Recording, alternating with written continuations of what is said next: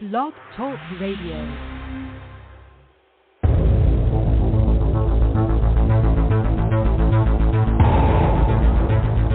In the councils of government, we must guard against the acquisition of unwarranted influence, whether sought or unsought, by the military-industrial complex.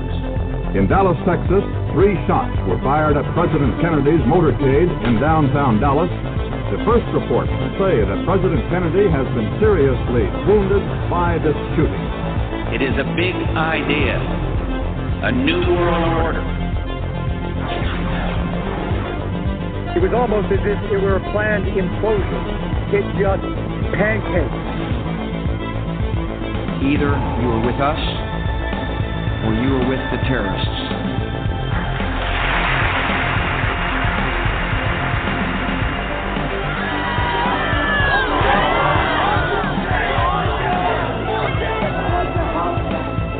But I also believe that a lot of gun owners would agree that AK-47s belong in the hands of soldiers, not in the hands of criminals.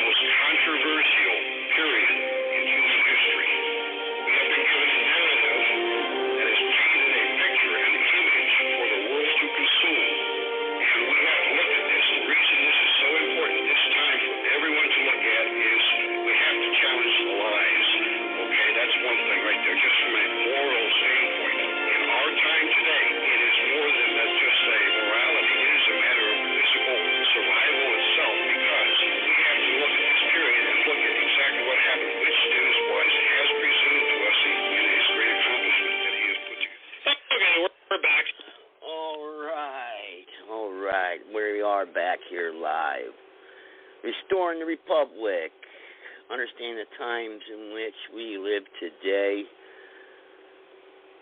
Oh man, let me see, where do I start off here?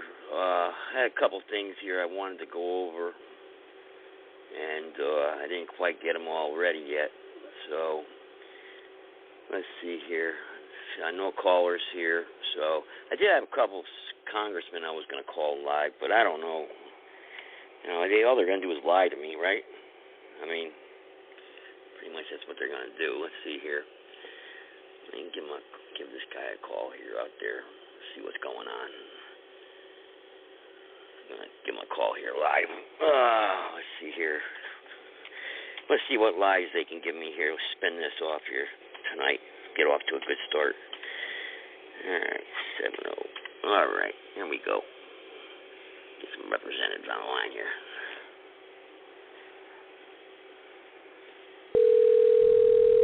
And I got something special I want to play for everybody. Office of Assembly Truta. Yes, how you doing today? I got a few questions there for you, if you don't mind. I was just wondering, this movie I saw about the sex trafficking, the Sounds of Freedom there, I saw it, and I was just wondering, you know, if that's, I know nobody's really talking about it in the media and everything. Is this really a problem, like they say, with this human trafficking and sex trafficking? If it is, what is the legislators, lawmakers doing about it? You know, sir, I'm not competent enough to be able to answer questions about the extent to which, like, sex trafficking networks are prevalent, but I simply will say that the member, you know, has voted very strongly on this. He's taken positions to bring quick votes so that child trafficking can be reclassified as a serious felony here in California, and is strongly opposed. Yeah, but that's good. A felony, well, that's good. That's all well and fine. We know it's a crime already. We know it's a crime when you hurt a child or rape a child or kidnap a child. We already know that. What's being done to stop it or investigate it? What's being done?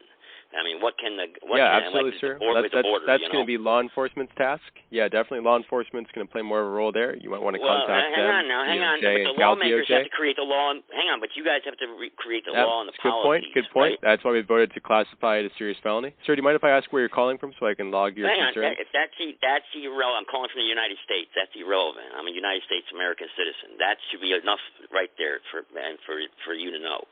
What I'm trying to do is I'm trying to find out what our elected officials, our representatives are doing to stop it, or what they can tell me how bad it's happening, what's happening in America right now. I mean, what are the numbers? You said you're not qualified to answer any questions about this? I'm sorry, sir. I'm not qualified to answer those questions. I'm just an intern. I can't necessarily weigh in on that. Right? You're just the guy that answers the phone, sir. Right? Yep, that's right. Is anybody there at the office? Is anybody there that cannot? I know, because you don't care what the American people say. You don't care. You're arrogant. You're dismissive, and you'll hang up on me as soon as you just don't want to talk to me. Well, sir, this is getting a little hostile, so I don't appreciate that conversation. You're going to hang up, right? This is going down a kind of... Yeah, because you're just harassing an intern, man. I don't know what you're going to get from that. So I hope you have a good rest of your day. You're answering the phone to one of my representatives, sir. Who can I speak to? Who can answer my questions? Tell me where you're calling from, man. You should call who's ever I'm calling from the United States of America. I'm a United States American citizen. Yeah, we represent the district in California, so that's not how it works. I don't care what you're talking foreign right now to me. You are answering the phone for one of my representatives. You are answering the phone. Okay? Now, if you can't answer any of my questions, then you shouldn't be answering the phone, sir. Now, is there anybody there in your office that can answer my questions? Asshole. Hung up on me. You see, that just gets me going, I mean, I told you right before that, But that's what you get. That's what you get, you see? Hey, do you love it, people? Bend over. Bend over some more, America. That's right. That's right, bend over. Bend over. Because they're destroying our country. Let me play this for everybody. I want to play this. I got to play this because it's going to offend a lot of people. I want to offend people tonight. This low IQ black Congoid is practicing his best moves to carve up his hapless, naive European hosts. There are millions of others just like him ensconced in Ireland, the UK, Spain, Portugal, France, Belgium, Sweden, Italy, Germany, and countless other European nations. The compromised, traitorous European politicians aren't listening. The people have had enough. Now do you understand why these politically green-lighted so-called refugees of fighting age have been arriving in Europe without women and children? They're ready to burn Europe if they don't get the easy life they wanted and told to expect, and if their host European society doesn't bend to their will, to sideline over 2,000 years of European high culture and remnant Christianity to make Europe more like home, which ironically they claim to have fled due to its insecurity, violence, and economic privations.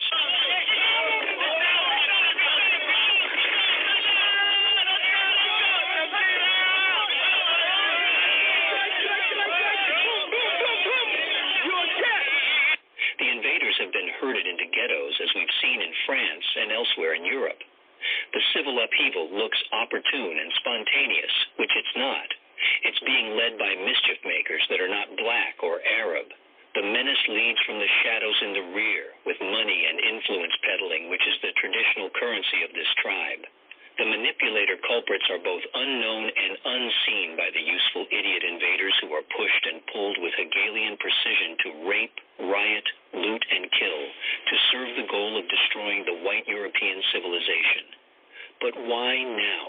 And is this a spontaneous organic occurrence, or planned, orchestrated, and meticulously executed, and if so, by who, and for what benefit? That's what we're going to answer here as we draw together seemingly disparate events that bring us to what's happening today and where they're taking us, including who is the they.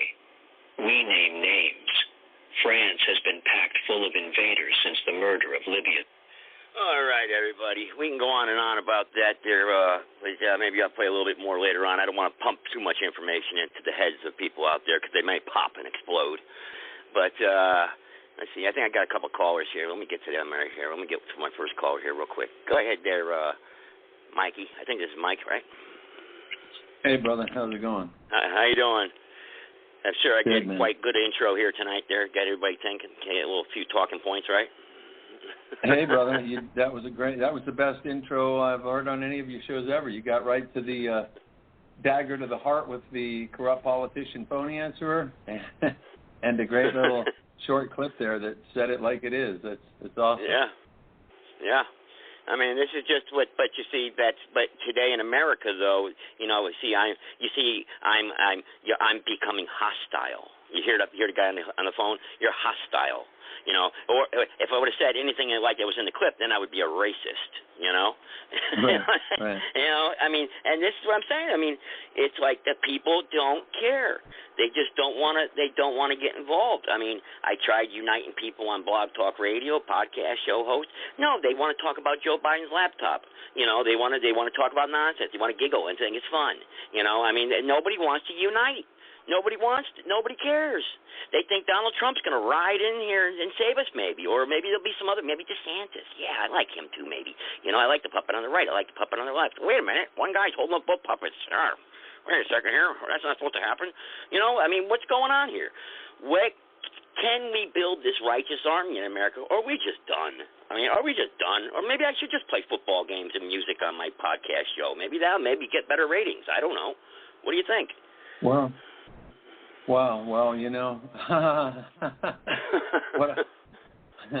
what I think, as you know, has all been articulated and published at righteousarmy.org, where I've articulated everything you've addressed so far and more. And as you know, sad but true, there's a few people that care to try to unite and organize like-minded men and women who are for center the right issues. They've gotten not only has the corrupt, godless, communist, New World Order, one world government agenda system and I don't even like to call them people behind it, or whatever they are, soulless creatures. They not only have already decayed and deteriorated just about half of not only the American population but the world population, but the other half that's left, they've got the majority of them. So I hate to say it, but the majority of them, which, I don't know, Well, it seems like Europe's awake, though. I mean, Europe's spreading. They're rioting in the streets. I mean, they're people are awake, but they've been overtaken. Their population is so densely multicultural now. They don't have an identity. Right. Yeah, that's a good point. We've seen examples of how people in Europe are trying to, unite and organize en masse and put forth an effort to. I don't know who's behind that even, or what their strategy is or what their objectives are. You know what I mean? I mean, are all those people that are, out on the streets in Europe, in France, in Spain, in Germany, in England? I mean, are they taking an approach that is based on our understanding? Are they saying, hey, there's a godless communist New World Order, one world government agenda here, and they're all godless communists, and they want to implement their liberal, progressive, transsexual, homosexual, transsexual, transgender, no male, no female, no race, no black, no white agenda, and it's all about stupefying people, dumbing them down, having total control over people through technology. I mean, are they aware of all that? Those are the things we've been harping on and preaching on, and yet nobody seems to give a damn in the USA. I wonder if that's the same basis for them, or I don't know. It would be nice to know who's behind it in Europe, and what their agenda is and what their objectives are, and what their understanding of what we're harping on is. I know, Mike. I hear it in your voice. The burnt out mentality, and what it is what we got here, and it's just. There's so many problems that we could talk about, but why? I mean, because they're just going to come and go, and nobody's going to do anything about it. There's no point. I mean, you try to wake people up. It's like during the COVID thing. You put the bigvirushoax.com out there. All the information's out there for everybody, and now everybody seems to have forgotten about it. Like it's okay. It's okay what they did. I mean, they got away with a crime. Against the people, and now and it's okay. I'm on the podcast show the other night. Somebody says they bring up the subject. They go, "Have you heard about the white hats and the black hats?" And I mean, what about do you think that they're doing? Bring up the topic, trying to get a spark of conversation. Like they're doing something down at Guantanamo Bay. They're prosecuting people. They're arresting people. No, they're not. No, they're not. There's no mass arrests going on. There's no secret operations going on. Navy SEALs going around arresting people. Come on. Well, as you know, that's a big part of the psychological operation. That helps to pacify and keep at bay people that otherwise might be diehard on the street revolutionary patriots. Entertain them, pacify them. Use psychological operations to ensnare. With Trump and Q and white hats and keep. And look what they're doing to Trump, though. You think Trump's going to go to prison? You think they're going to get him in prison? I think they're going to put him in prison. I think they're really going to shut him down. If they do, it will only simply be based upon their methodical, step-by-step process that they've been implementing to begin with. They thought threatening the arrest of Trump would be enough maybe to cause the unrest that they want, and that didn't work. So then they escalated it to, well, let's actually arrest him, and then that didn't work. Okay, let's arrest him and charge him, and let's push it more in the media, and that didn't create the civil unrest they were hoping for. So yes, of course, there's going to come a point at, well, gee, let's try, actually arresting him, and it wouldn't surprise me if they go so far as let's give him the death penalty and follow through with it. Although it won't really be him being, killed. Yeah, it'll be somebody that's already on death row that's got a Trump mask on. And for those that laugh at that, when we say Trump mask, we're not talking about your 5 and dime store Halloween mask. We're talking about the CIA makes masks that are 100% identical to another person, where you can't even tell the difference. They've got that down to a science. Oh yeah, they have all the Hollywood showed us that with the Mission Impossible, Tom Cruise. Right, that's right. They literally can do that. Literally, I've seen documentaries on it where you think you're talking to some woman, and then the next thing you know, they start pulling off all the wigs and Playtex and wiping stuff off their face, and it's some guy, behind the thing. It's mind blowing what they can do. So when they get it to that level of, okay, let's actually go for the kill here on Trump. Maybe that'll do the unrest we're looking for. Let's put him in prison. Well, that didn't work either. Let's go ahead and give him the death penalty. The thing is that Trump backfired on him, just like the vax backfired on him. It's not working. Way too many smart Americans woke up and jumped off the Trump train. They begin to wake up and see the psyops, and they know that Trump is just playing good cop, bad cop with Biden. They're both working two wings on the same dirty bird. They're both working for the same corrupt New World Order, one world government agenda. I see it all the time. If they're not, then I would say it's a pretty good. It's still bad news for us anyway. Except that we know what the ultimate truth is anyway. It's not about Trump. It's not about any one person. It's about actually getting rid of, the two-party system. It's about getting rid of big government altogether. It's about getting rid of, the faulty rigged, technological voting systems. It's about, a whole bunch of things. It's about people coming together, not only one nation under God, and actually walking the walk of being the Christians that they claim to be and the God-respecting, God-fearing, American men and women they claim to be, and living accordingly, right? If you love me, people get caught up in this legalism thing about, it's not about the commandments. He nailed the commandments to the cross. If you love me, keep my commandments. Yahushua was the Old Testament. He was the burning bush. He was, the God of the Old Testament, the God of the New Testament. If you're going to accept Yahushua, Jesus Christ, right, as being, what we're told, God come in the flesh, the perfect example for humanity. If that's true, well, he was the old and the new. He didn't do away with one. He said, think not that I have come to destroy. I have not come to destroy, but to fulfill. I came here to walk in it and show you how you should be walking.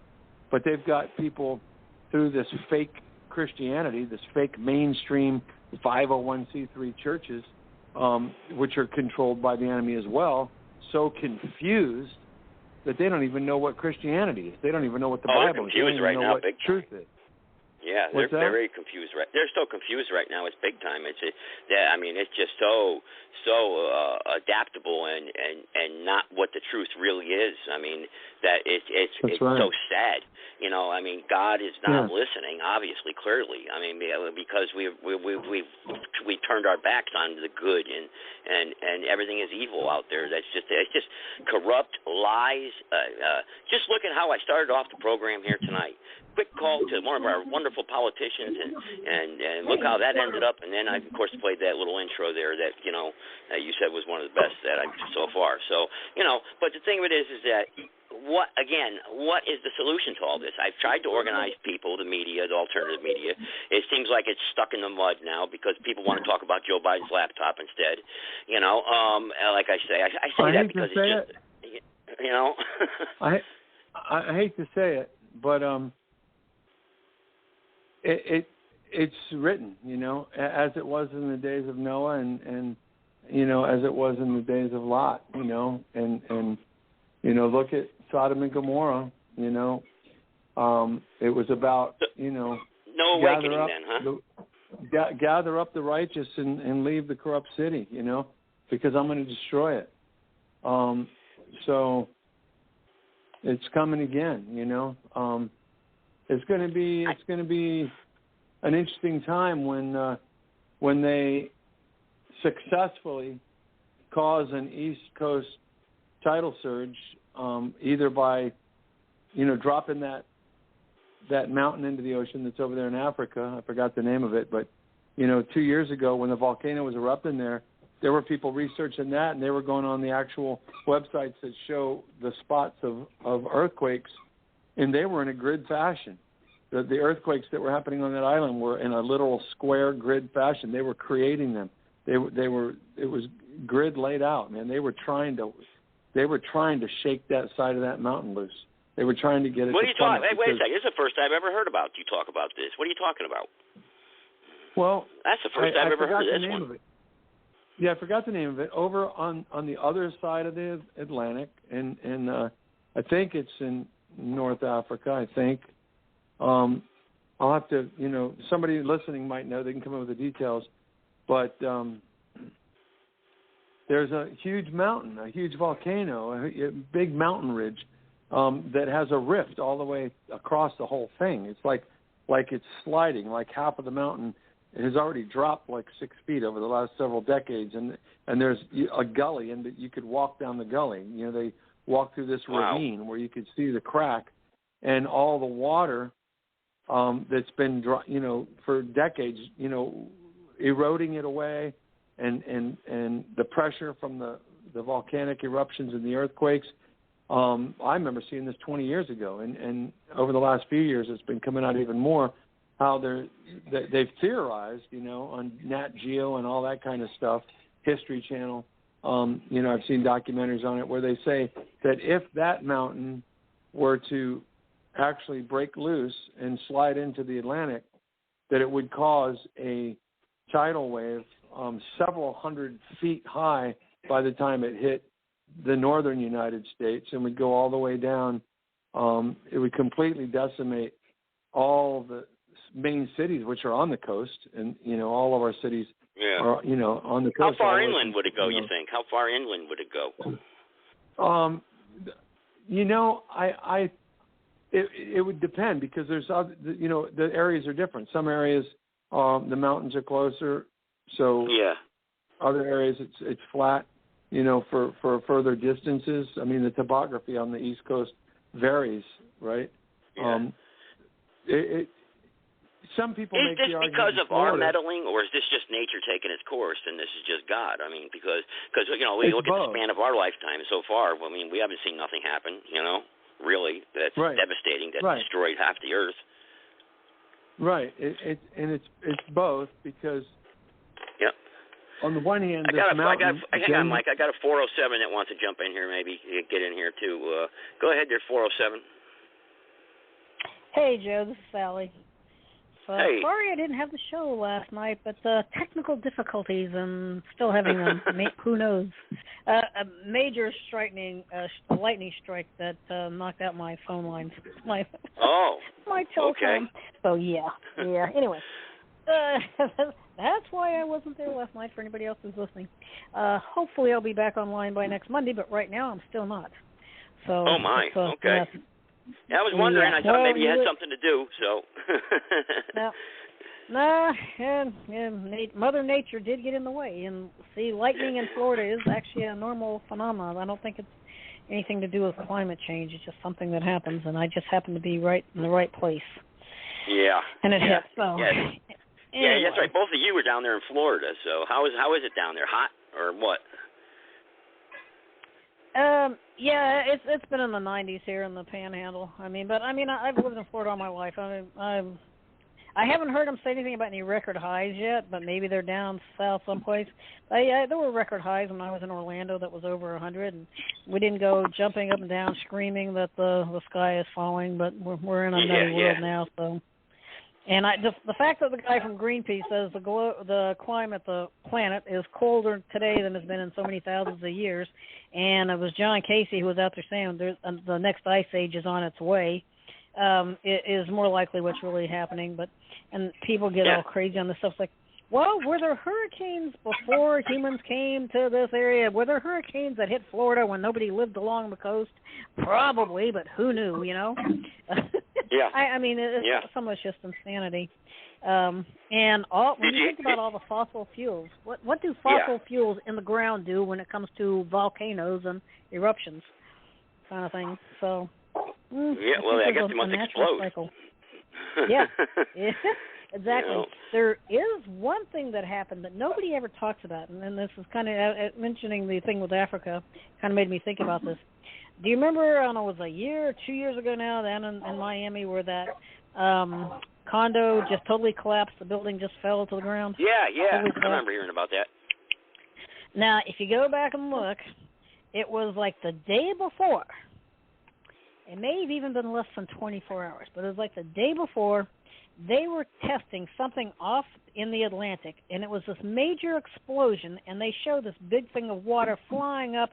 It was on the news. They were all excited about testing this and this big deal, and then it was like maybe within 24 hours, but the next day that building did this. And I remember there was some talk, a few of us said, I wonder if that thing rattled the ground just enough to knock something loose. Because it was such a lot. But this was man-made. This was, they were doing their testing, whatever you want to call it, out in the ocean, acting like there is no impact. But nobody wanted to talk about that. I didn't hear any of the climate nutcases out there talking about that, when that probably was more of an impact than this other nutsy stuff that they talk about all the time.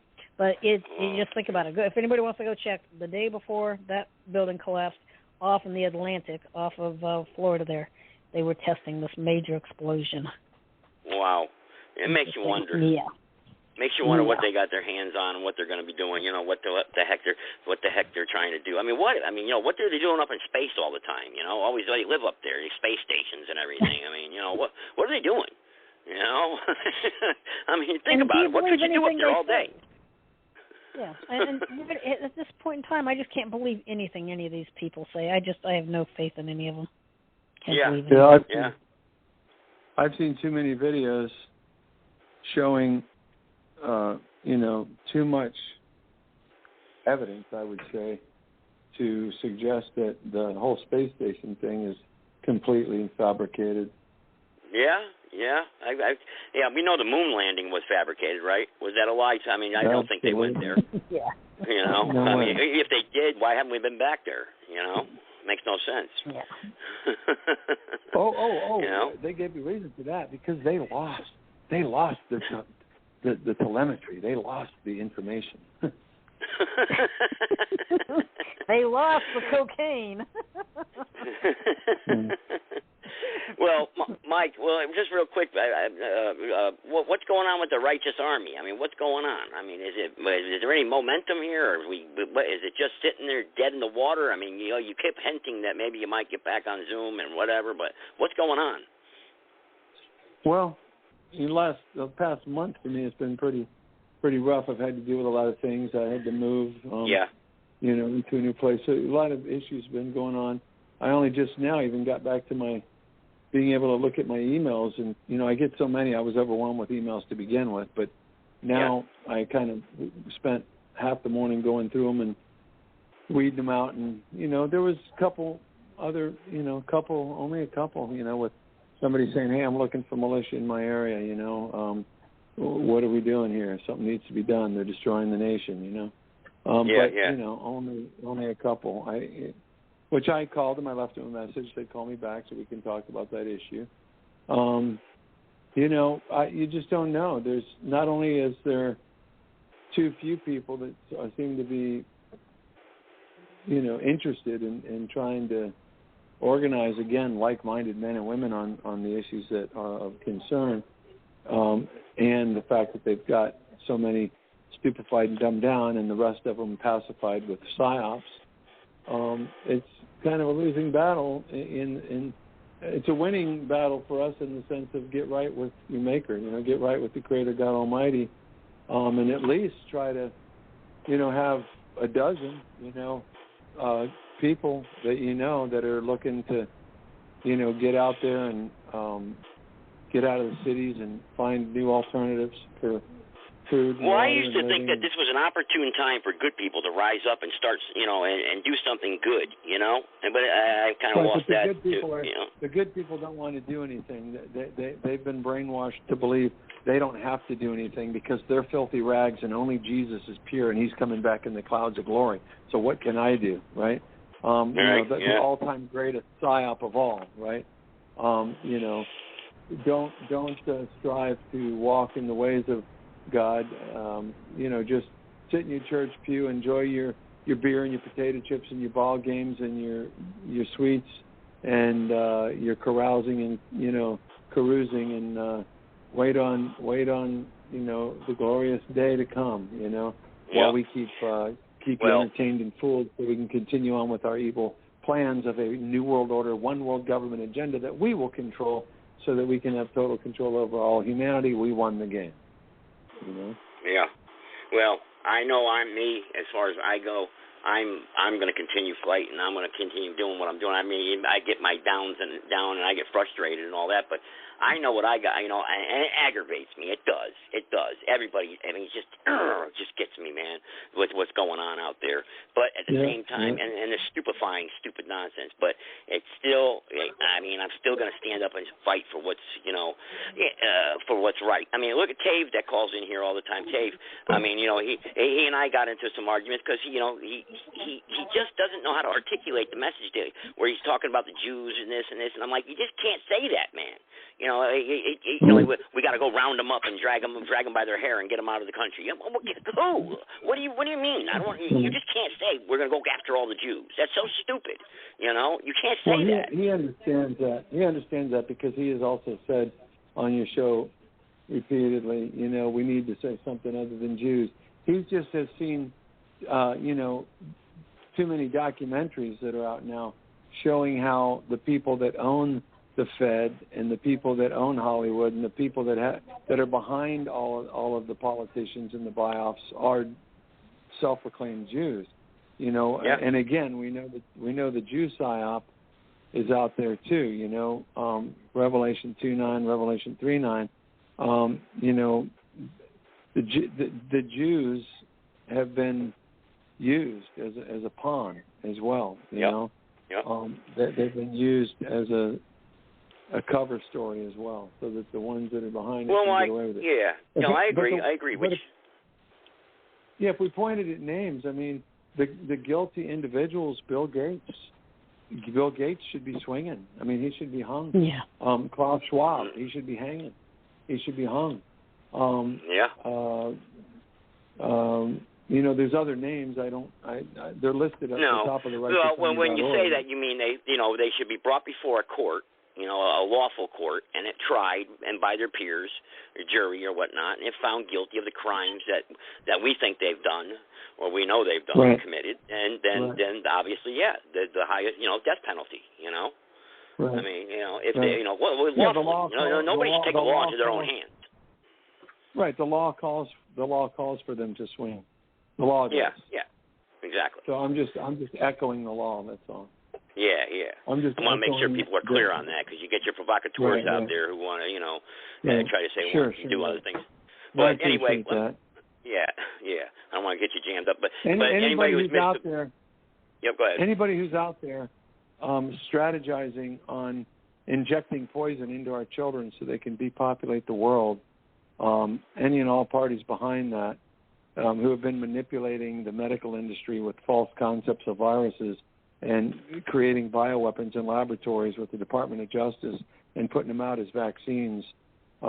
There's a whole slew of people that, per the law, based on that, they should be swinging and hanging. Now, again, to prove that that's not me saying that, I'm just echoing the law. I would not do that. I would take all of them into custody, and they would all be on chain gangs, literally chain gangs. They would be in concrete. They would be in concrete cells, naked, when bedtime came at 8 or 9 or 10 o'clock. The shackles would never come off. They would be shackled together, you know, in sixes maybe. 6 is a good number they like. So shackled together, 6 feet apart. 6 of them, 6 feet apart. You know, in a cell that's 6 by 6 by 6. And there'd be no screens on the windows. There'd be no air conditioner. It would just be natural, whatever the bugs were, whatever the temperature was, if it was hot, if it was cold, if there were mosquitoes, if there was roaches, if there was rats. Yeah, so see, I'm not saying kill them. I'm not saying that at all. I take them on a chain gang and have them scrape chewing gum off of sidewalks across America. Have them pick up, beer cans and glass and gas cans, and have them be required, each individual, to fill 10 heavy-duty industrial-sized garbage bags every single day to be thrown on the back of a truck that one of them gets to drive. We can only fantasize. Well, let me play this small documentary then, because I got a bunch of people on here now that they want to hear it. So it's so it's about 9 minutes long, actually 10 minutes long, actually. This analyzes the problem, and this is the invasion. This is the invasion now. So it's happening here in America too, but everything we know that starts over in Europe always comes over here to America. So and the culprits that are behind it. Who are the culprits behind it, actually? So if people are offended by it, oh well. But this is what it is. So I'll play this, and then anybody wants to talk about stuff, for the remainder of the show, then just call in and press 1. I've had enough. Now do you understand why these politically green-lighted so-called refugees of fighting age have been arriving in Europe without women and children? They're ready to burn Europe if they don't get the easy life they wanted and told to expect, and if their host European society doesn't bend to their will, to sideline over 2,000 years of European high culture and remnant Christianity to make Europe more like home, which ironically they claim to have fled due to its insecurity, violence, and economic privations.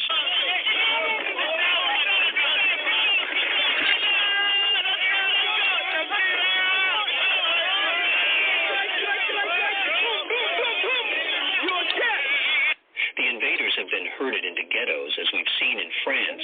elsewhere in Europe. The civil upheaval looks opportune and spontaneous, which it's not. It's being led by mischief makers that are not black or Arab. The menace leads from the shadows in the rear, with money and influence peddling, which is the traditional currency of this tribe. The manipulator culprits are both unknown and unseen by the useful idiot invaders who are pushed and pulled with Hegelian precision to rape, riot, loot, and kill to serve the goal of destroying the white European civilization. But why now? And is this a spontaneous organic occurrence, or planned, orchestrated, and meticulously executed? And if so, by who and for what benefit? That's what we're going to answer here as we draw together seemingly disparate events that bring us to what's happening today and where they're taking us, including who is the they. We name names. France has been packed full of invaders since the murder of Libya's Muammar Gaddafi by U.S.-backed rebel forces. Much of Europe has foolishly accepted the so-called refugees coming through an uncorked Libya, which previously held back a wretched African human river of economic refugees looking for a first-world existence. Clueless, naive, liberal Europeans have foolishly embraced their destroyers to show they're virtuous, humanitarian, and not racist. The term racist and anti-Semitic have been weaponized. Racism and anti-Semitism is punishable by law in Europe. The Holocaust can't be questioned. Nationalism is reviled as being fascist and Nazi. Weak-willed, self-loathing European liberals cast themselves prone on the ground or take the knee to prove their superior virtue. Since when has hating your own race, culture, and heritage been a virtue? The answer is, since nationalism and one's white history has intersected with Marxist critical race theory, which has overtaken academia and infected public policy, corporations, the media, and popular culture. Marxism is Jewish in values, as was its author, Karl Marx. France's President Macron blames social media for France burning. We have news for him. It's the Africans and radicalized Muslims who have been transported to Europe through lawless Libya as the Mediterranean jump-off point to cross the sea to invade Europe. Behind these useful idiots are the puppeteers reshaping Europe in their image. Gaddafi warned this would happen if Libya was destabilized to serve Israel's interests. He called Libya the cork in the bottle of African discontent that would overcome Europe. Precisely that is happening. Obama, the unworthy Nobel Peace Prize winner, and Hillary Clinton did the U.S. neocons' bloody bidding in Libya. It was Hillary who murdered Gaddafi using American rebel-directed proxies. Overnight, the body of the dictator was placed on the ground for all in the city of Misrata to see for themselves. It's expected that he will be buried today in accordance with Muslim tradition, but that funeral may be delayed. And we're now seeing new images of those final moments before his death. In this video just released, there he is, crowds surrounding him. The last bloody moments of his life show him wounded and begging for mercy. He struggles, stumbles, and shouts as he fights against the enraged rebels. Haram Aleiko, he says over and over, an Arabic expression that literally means, this is a sin for you. According to ABC's translators, it's generally used as a plea of vulnerability. Who can forget her cackle cry of, we came, we saw, he died. We came, we saw, he died. That was the starter's gun for the European invasion. The cork was pulled out of the bottle. They knew what came next. They knew it. Libya was a war for Israel, as was Iraq before it, then Syria, and they're still trying to get a war going by sanctioning and goading Iran. These Middle East wars serve Jewish interests by destabilizing its Arab neighbors who, united, threaten the greater Israel project of occupying all that sits between the Nile and Euphrates rivers. The two horizontal blue lines on the Israeli flag denote the two rivers, the great Zionist plan for a greater Israel whose historical opponents have been white Christian Europeans. Christianity in Europe has nearly gone. Now it's time for the white race, hence the invasion of Europe. The 9/11-2001 Twin Towers destruction were two cordite wicks that set it all off. We now know 9/11 was a joint collaboration between Israel and its loyal American deep state Shabbos Goys, and Sayenem, which is the real U.S. government which most Americans are clueless about, let alone realize it's almost exclusively run by dual citizen American Israelis. America has a Zionist They killed John F. Kennedy. Do you believe they murdered or were involved in the murder of your uncle? What have you come to personally? The CIA, yes, they were definitely involved in the murder and the 6-year cover-up. His comparatively recent 2019 declassified correspondence of 1962 are written threats to Israel Prime Minister Ben-Gurion. To cut off Israel for secretly developing nuclear weapons at Dimona in Israel was the catalyst that got him killed shortly after he issued the threats to Ben-Gurion. To make its nuclear weapons, Israel was using stolen U.S. technology and uranium-234, stolen from the New Mech enrichment plant in Apollo, Pennsylvania. Kennedy's threat to abandon Israel would have immediately signaled to Israel's Arab neighbors that the American military umbrella was gone. The then newly 14-year-old state of Israel would likely not have survived without American protection. The world knows Israel is covertly nuclear armed. Yuval Steinitz is chairman of the Defense Committee in Israel's parliament. Why should the world tolerate you having nuclear weapons and not, say, Iran? First, again, we never admitted to have such weapons. But the very comparison is, I must say also, it's very insulting, and I tell you why. We suffered one Holocaust. We listened to our neighbors. Is it because of the Holocaust that you should be allowed to have nuclear weapons? You know what? This interview was finished now. Your attitude is so hostile. Israel refuses to allow International Atomic Energy Agency inspections or sign the Treaty on the Non-Proliferation of Nuclear Weapons. In place, it maintains to nuke any neighbor in Europe of Israel as existentially threatened. It's called the Samson option. Like Samson in the temple, he brought down the temple on himself to destroy his Philistine enemies. Ukraine is currently being ethnically cleansed for the backup homeland and refuge for world Jewry. Vladimir Zelensky is Jewish, as are the oligarchs who installed him with the backing, blessing, and resources of Jewish Victoria Nuland, who is the Undersecretary of the U.S. State Department. Nobody existentially threatens Israel without incurring regime change or consequences. Gaddafi and Saddam Hussein learned that. Indeed, before he was murdered, Gaddafi exposed Israel as Kennedy's killer with the CIA. JFK's assassination was just another joint operation predating 9/11. I will tell you, I found articles, not in any crackpot publication, but in very sophisticated publications saying, forget Lyndon Johnson, forget the CIA, forget Fidel Castro, Mossad killed Kennedy. The gentleman on my right is Martin W. Sandler, and Marty, welcome. The prolific Mr. Sandler has written and published more books than his age.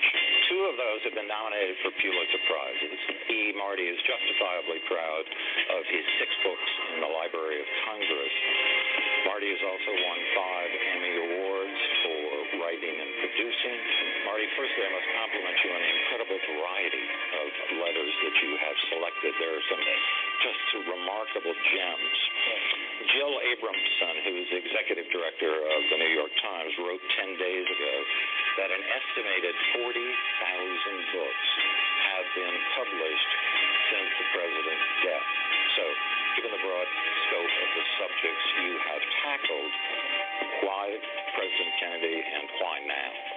It was my conviction before I started this project that one could probably tell more about John F. Kennedy, the man, John F. Kennedy, the president, and the incredibly turbulent times in which he lived through letters. A very surprising series of letters between Kennedy and David Ben-Gurion, not only the premier of Israel, but the founder of Israel, in which they're very angry letters, in which Kennedy is saying to Ben-Gurion, I'm killing myself trying to get a nuclear test ban treaty. I've even got de Gaulle on board, and that's impossible. And you keep testing in Dimona. You've got to stop. And then Ben-Gurion, in so many words, says, it's easy for you to say sitting in Hyannisport. I'm sitting with the Arabs all around me, and you want me to give up nuclear testing. And Kennedy threatens him. And he threatens him in such a way that Ben-Gurion resigned.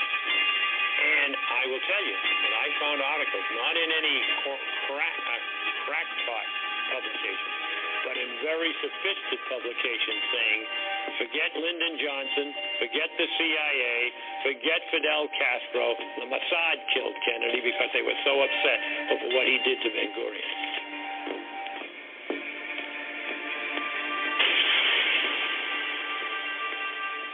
My guest today is Shabtai Shavit, who is the former head of the Mossad. And if you know what the Mossad is known for, we're going to get right into it. Thoughts on Soleimani being taken out and Mohsen Fakhrizadeh being taken out, the number one nuclear scientist. When that happened, what did you think about? Like, where did your mind go when you saw Qassem Soleimani and Fakhrizadeh being taken out? I'll tell you what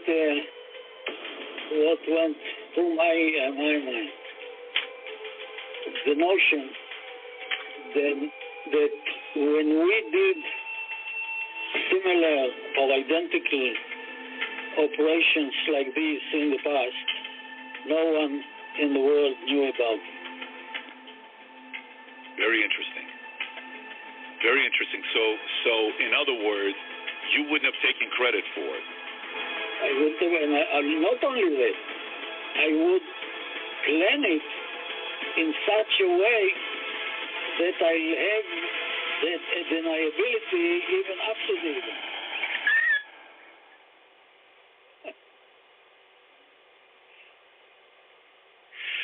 Well, then you're in a league of your own. You know, you're something else when you were the head of Mossad. American state-of-the-art combat weapons sent to Ukraine are now showing up on the streets of France. Look at this. An invader with a belt-fed weapon. It's not your usual refugee kit. Where did he get the weapon? Where are the others getting their weapons? They're now showing up all over France and Europe.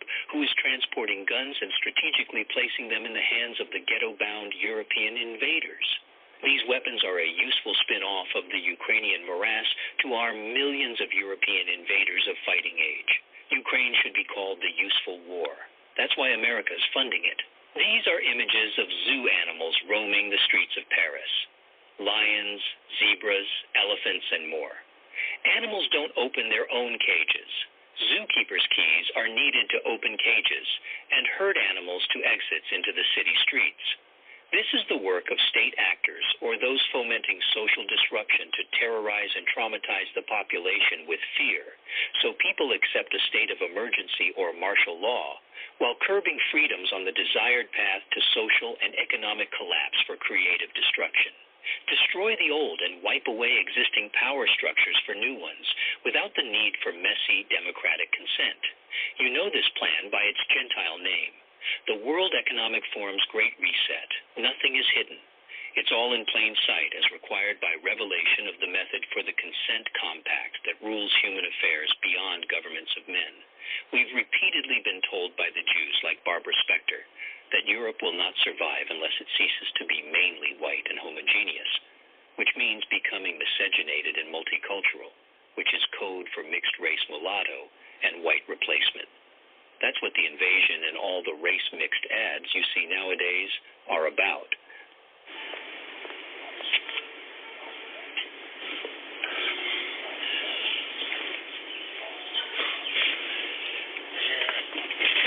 Can I help you, mate?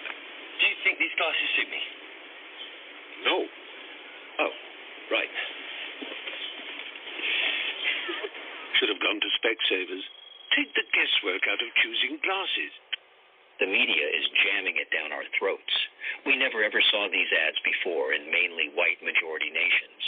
Jewish Hollywood is bringing up the rear with miscegenated movies and television programs, as is popular culture and transnational corporations who, when not promoting LGBTQ issues, have their marketing depict miscegenated mixed-race families, which are the rare exception and not the norm. The races have always sought out their own kind and blood for security and comfort. It's coded into the DNA of humans. People gravitate to what's like them. What's not like them represents a potential threat in times of stress. This also happens within racial groupings. For example, the Tutsi and Hutu people of Uganda. It's repeated in India, China, the Americas, and worldwide.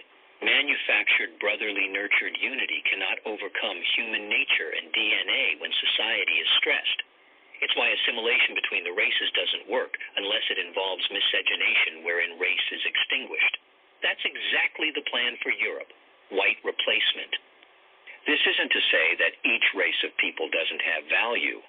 They absolutely do for their uniqueness, but in their own nation and culture.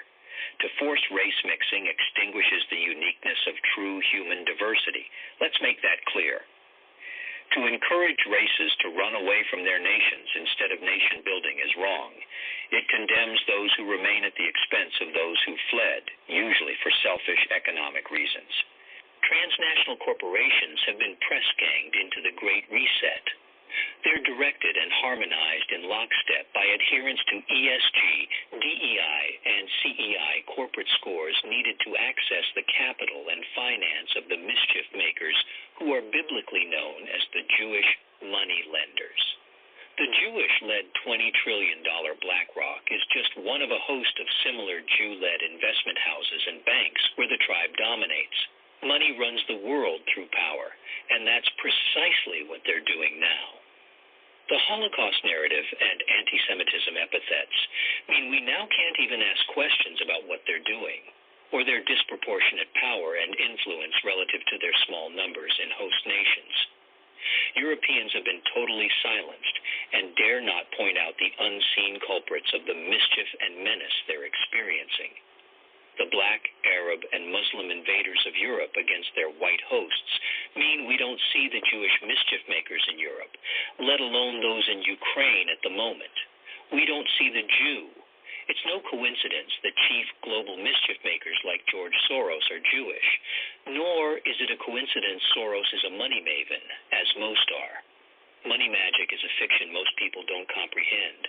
They have no idea the true nature of money and how it's brought into existence and extinguished to control the affairs of men and direct discipline individuals using debt. Most people are focused on daily existence and their debts to work out who owns them and is pulling the strings. White replacement is real folks, and it's not just in Europe. It's your own future. Open your eyes, and moreover, look whose interests are being served by the upheaval we've been witnessing. And the white replacement which they deny. But we can plainly see with our own eyes because we're experiencing it. Europe is living it. You'd better wake up real fast. There is an undeclared war on you, your race, culture, and way of life.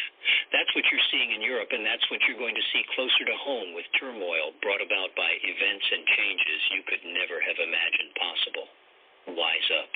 With a racially atomized Europe and the Middle East in constant turmoil, Israel and the Jewish diaspora are free to fill the power vacuums where they don't already control. The Greater Israel Project will encounter no opposition in the Middle East or from Europe with the white races decimated. America was controlled long ago with a Zionist-occupied government that fights and finances wars for Israel. The alternative is Jewish nuclear weapons. From Greater Israel, it's a mere formality to world conquest as promised and directed by the Jewish Talmud. Talmudic Jews believe they're destined to rule the world as the rightful inheritors. These are not our words. Jewish supremacy is ardently believed by Jews. They truly believe they're chosen. They're convinced they're chosen to rule the world. Because their numbers are comparatively small, they pit non-Jews or Gentiles, as they're known, against each other to destroy each other, and Jews fill the vacuum they don't already control. Divide and conquer. They're always careful you don't see the Jew. That's why they have a practice of assuming names and identities of their hosts while never really assimilating. That's how the wandering Jew and their identity has survived for thousands of years without a homeland until they proclaimed Palestine as Israel in 1948. Jews had a tenuous hold on Israel until Ben-Gurion covertly nuclear-armed it. Now, the only tangible threat is white Europe. It's why Israel's Samson nukes are pointed at Europe. The Holocaust narrative is about white Christian Europeans and their history to expel or exterminate the Jews for the mischief and menace they've caused since engineering the crucifixion of Jesus Christ and before. The Jewish claim of persecution is why Hitler is so important to Jews to manufacture white guilt and fuel perpetual rank-and-file Jewish fear. Hitler has been the Jewish lightning rod since World War II. The Nazis are their proof of a Holocaust when in truth it's just a narrative kept alive by a Holocaust industry. It's a narrative that today cannot be questioned under the threat of jail in much of Europe, and increasingly around the world, by the introduction of hate speech laws, which are really designed to protect the Holocaust, which provides cover for Jewish criticism for their mischief and menace. Often when there is dissent expressed in the United States against policies of the Israeli government, people here are called anti-Semitic. What is your response to that as an Israeli Jew? Well, it's a trick. We always use it. When from Europe somebody is criticizing Israel, then we bring up the Holocaust. When in this country people are criticizing Israel, then they are anti-Semitic. And the organization is strong and has a lot of money, and the ties between Israel and the American Jewish establishment are very strong, and they are strong in this country. As you know, they have power, which it's okay. They are talented people, and they have power, money, and media, and other things. And their attitude is Israel, my country, right or wrong, the identification. And they are not ready to hear criticism. And it's very easy to blame people who criticize certain acts of the Israeli government as anti-Semitics, and to bring up the Holocaust and the suffering of the Jewish people, and that justify everything we do to the Palestinians. Jews use never again as their rationale for all the mischief they create for non-Jews. It's their reason for self-defense, just as anti-Semitism is self-defense for non-Jews. Get rid of the European white Christians once and for all using Muslims, race-mixing white Europeans, and it creates unreconcilable internal strife, and the eternal white European threat to Jews is neutralized, as is nationalism, which is the enemy for Jews. That's what you're seeing in Europe. The rise of the far right is the only glimmer of hope for white Europeans to save themselves, but they'll be equated to Nazis by philo-Semite white race traitors. European state security apparatuses will be used to attempt to crush the white rescue operation. This will lead to even more civil unrest in Europe.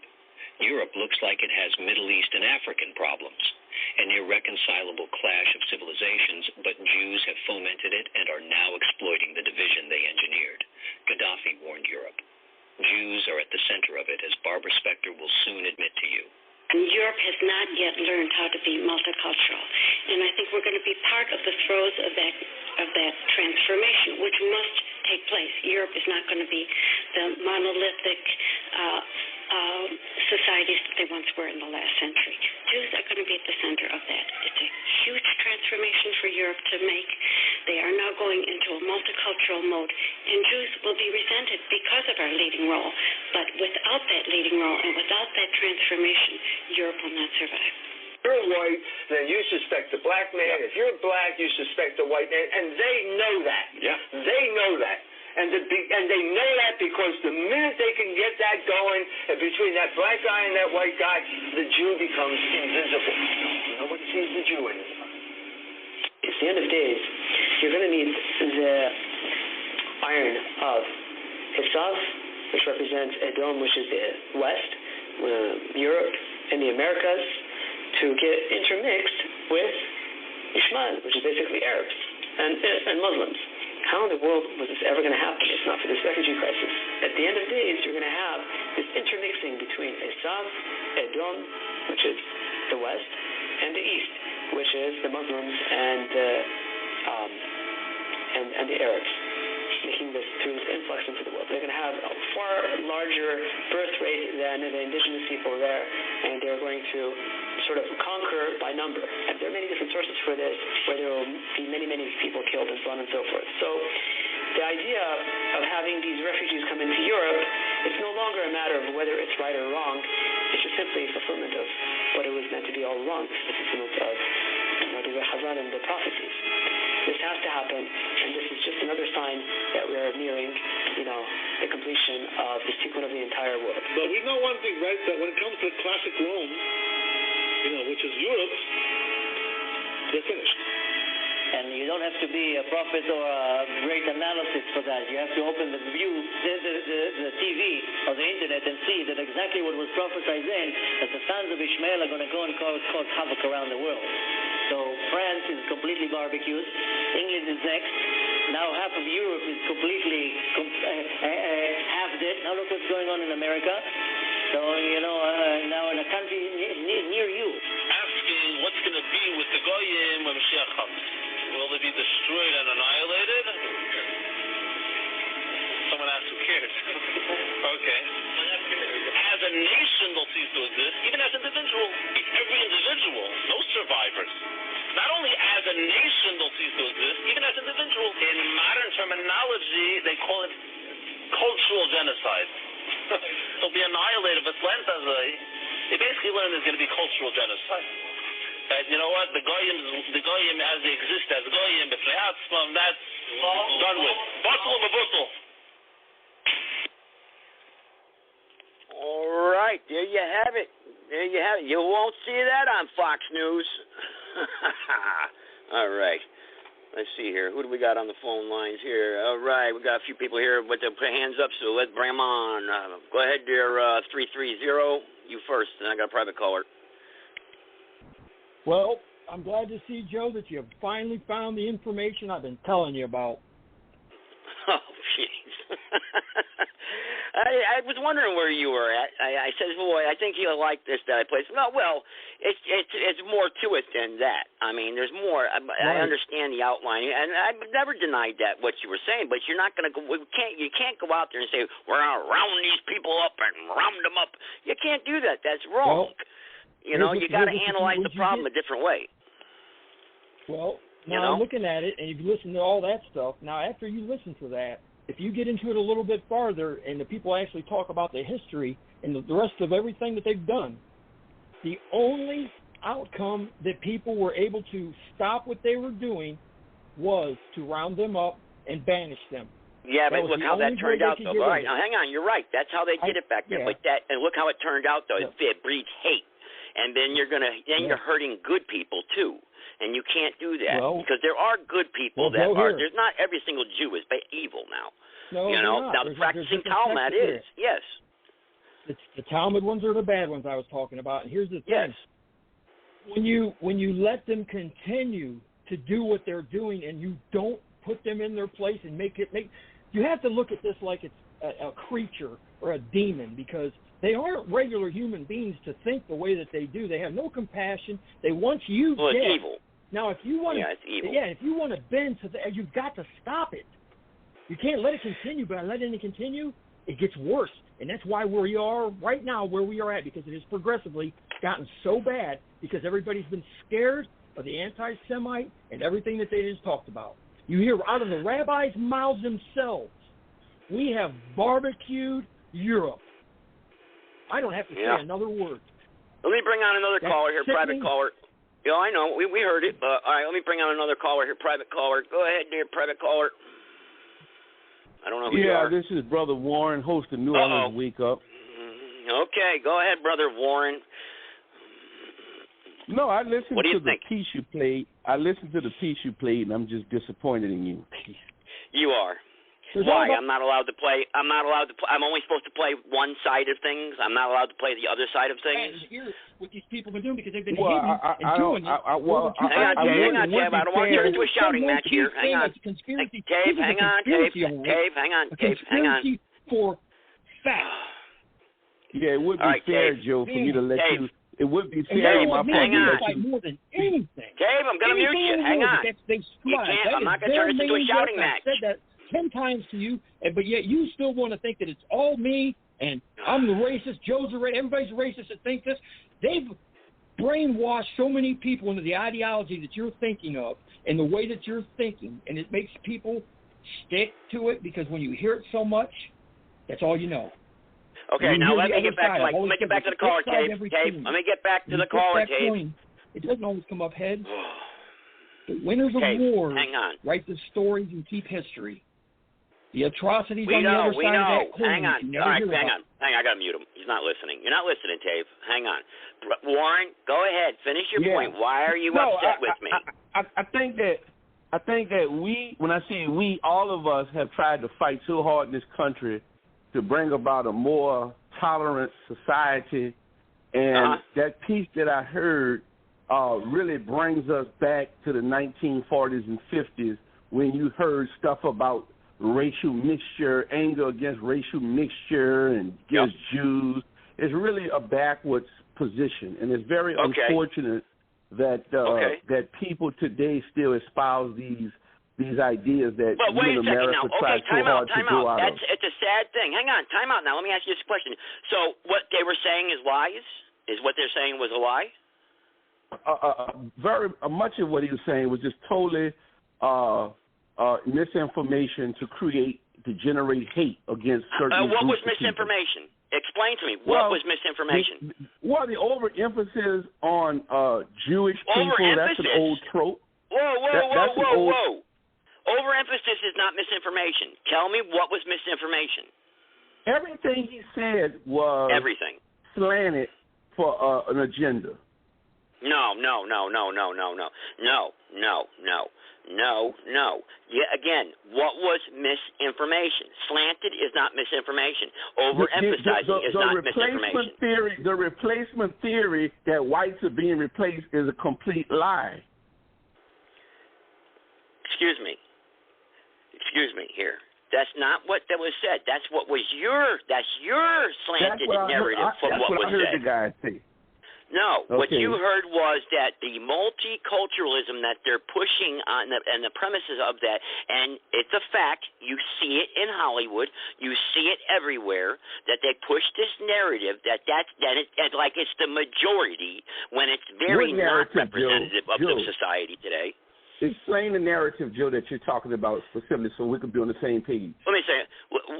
Are you going to sit here and tell me that when society is stressed or a culture is stressed that people don't naturally conjugate or stick with their own types of tribes or people throughout history? Yeah, people normally do congregate with themselves. Wait a second. You just told me you just told me everything they said in that video was a lie, and they said that in this video. Everything that what was said was skewed to generate hate towards specific groups. And what it did was it made white people as if they're victims. White Christians as if they're victims. Well, they are victims, white people. White people are being attacked. White people are, wait a second. White people are being attacked in inner cities across America, in the subways of New York. They are being attacked. They are being the knockout game. Remember that was going around the internet, the knockout game? A pack of blacks going and knocking out a 98-year-old woman, white woman. But see, here's the thing. Even with that, we don't know all the details of that because we saw certain selected videos circulating the same videos. It's not. Let me bring on another caller here, 314. Go ahead, Dave. I'm going to bring it back on, but I don't want to hear arguing, man. You're not going to talk over me. I'm the host. Go ahead, 314. I wasn't going to talk about this, but you're absolutely right. And I know St. Louis very well, where you got these crazy Negroes going around attacking white folks. Last incident, you had a white homeless man sitting on the curb there on 12th Street, across from Missouri Bar and Grill, catty corner to the Shell station, and this black person walked up behind him and shot him in the back of the head. But I'll tell you another incident that happened in St. Louis. You ever heard of that guy by the name of BJ, the Indian that pretended to be black in order to get in medical school? Yeah. You heard that story? Yes. Well, he did do that. Bits and pieces of it. He had a 3.1 GPA, and he altered his looks and his designation on his entrance admission papers to St. Louis University. My grandson went to St. Louis University for one summer for speed reading. And he got there to be a mission, and the mission person was black. And the black told him, you're not black. So anyway, he went on to tell the man he was there to go to school. So guess what? He got in not because of his 3.1 GPA, because it was below what they was looking for, which was about a 3.7 or 3.9. But he got in because he was black. And guess what happened? He had to leave. You know why? because he couldn't stand up to the rigors of the requirements of the course. And that goes to show you that that's what's happening to some of these black students. They're being admitted into these positions, and they don't have the qualification, the background to stand up to the rigors of the coursework. Yeah. And guess what and they do then? They stay at the school longer. They stay at the school longer than what's required if they get out at all, thus by incurring more student loan debts. Tell me who's benefiting off of that. Exactly. Joe, exactly. Can I share something with you, Joe? Can I share something with you? Yeah, go ahead. Yeah, you haven't done any steps over bounds yet. Go ahead. Just a couple of weeks ago in Portland, Oregon, a black guy who owned a food truck was attacked by a white guy. The white guy just went up to him, beat him, called him the N-word and everything. This happened in Portland, Oregon, just a few weeks ago. And I'm not denying that happens. I'm not denying that blacks become victims of crime. And then we have here in North Dakota a 74-year-old white guy sentenced to 2 years for choking an 11-year-old black girl who was playing in his driveway. So, and then we have the case in Florida where a white lady harasses these black children, calling them the N-word, and then threw a skate at them. And then when the mother went to see, well, she shoots and kills the woman. So this idea you're pushing, and some of the servants you may be associated with are pushing, that the white people are the victims, that's a false narrative. No, it's not. Now, look, I'm not denying that blacks become victims of crimes in America, and it hasn't happened in the past either. But the guy that did the presentation, just now, he didn't talk about that. He made it seem as if white people are endangered species. He said every race has their unique dynamic feature. Every race is beautiful, basically. That's what he's saying, okay? But you have a group of people, you have the money behind this group of people, like George Soros, that are pushing a narrative and trying to push this push of multiculturalism. They're shipping these criminals from Africa through Libya on boat. Joe, what's wrong with multiculturalism? Don't we live in a multicultural society? No. Blacks hate multiculturalism. You know, one of the other things is, you want to talk about racism. We have different cultures? Hang on, Warren. Hang on. Go ahead, there. You know, you talk about racism. When you talk about racism, when you look at some of your major cities like Chicago, when you had 1 year 4,875 blacks shot by other blacks, but 745 murders, no white police shot anybody. That's racism. The next year, next year, 4,661 with 661 killed. And the following year, you have about 3,700 with 700 and some odd killed.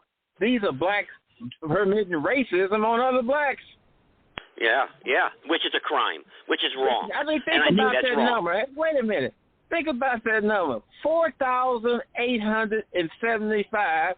It was reported in the Chicago Tribune, the Chicago Sun-Times, and AB7 Chicago. And nobody says anything. And that's just that one city. You want to come to St. Louis? You want to go to Detroit? You want to go to Philadelphia? 85% of whites are murdered by other whites. So the racism of whites against other whites is not talked about.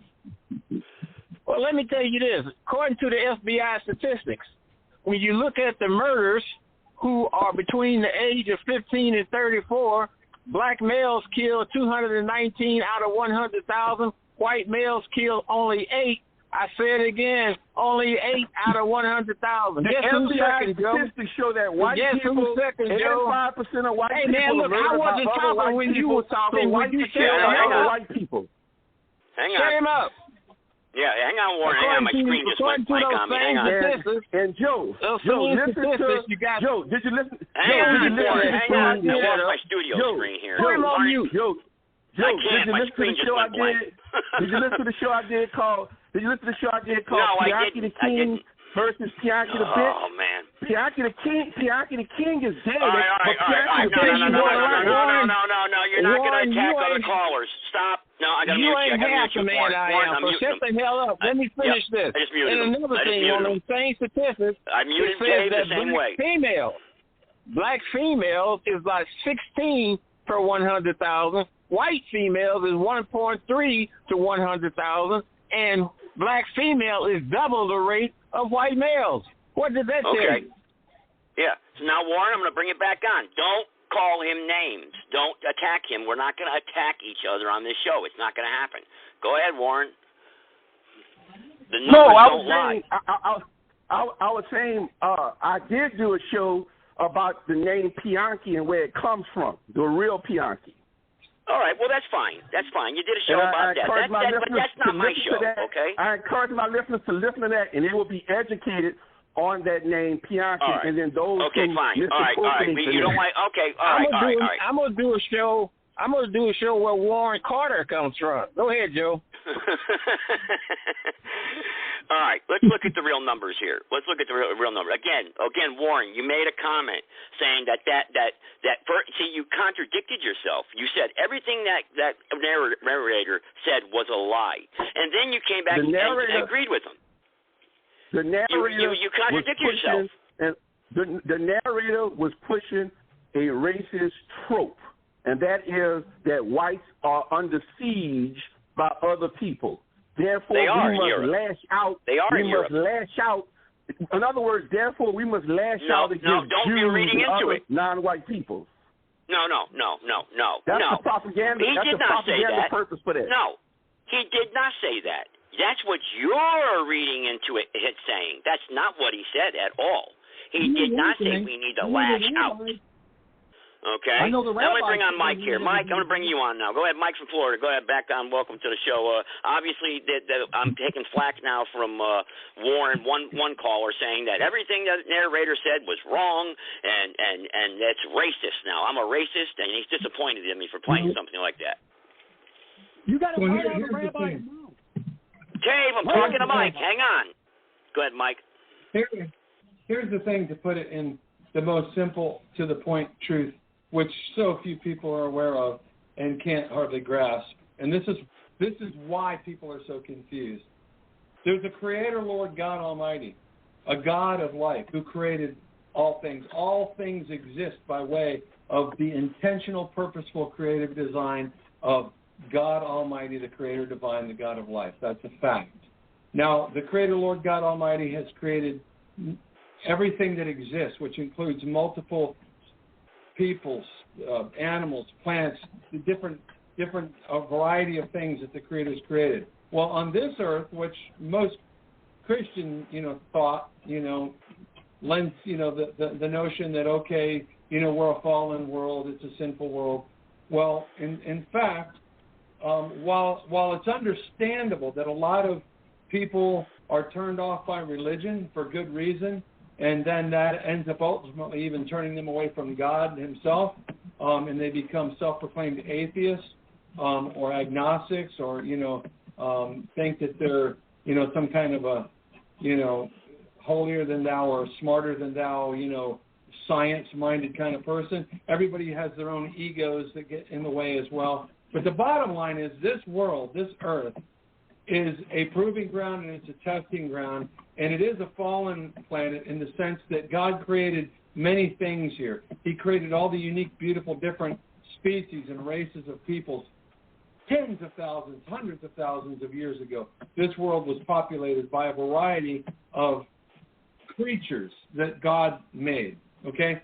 So let me, just to make a point, okay, if people want to get offended, they can get offended, okay? But when you hear things like, if it wasn't for the white man, Negroes in Africa would still be living in mud huts and, chucking spears type of, mentality or proposition. Well, first of all, there's truth to that. There's truth to the fact that the African people that are here today in the United States of America were brought into white society. They were brought into. Now, can an argument be made, and do good black people have a legitimate beef and a legitimate argument that could be made against, these white conquerors that in an abusive fashion were trying to take over other lands and try to, for their own personal gains, they were colonizing and invading other territories invading. Do they have a just, position to take there? Of course they do. And that's what only confounds the situation. Because in point of fact, if you go back to the biblical stories of Adam and Eve were put here for a purpose because this world had fallen. The Bible refers to a rebellion. It refers to put it in layman's modern day terms, there was a group of created individuals, beings, that said, you know what, the Creator God Almighty says, this is what the Creator God Almighty expects of creation, because this is the law. This is the created, like the Creator creates with a purpose in mind. And the best example that can be given is the example of homosexuality. God created man with a penis and woman with a vagina so they could procreate and they could enjoy their sexual experiences together. So God made man and woman in that fashion to be that way.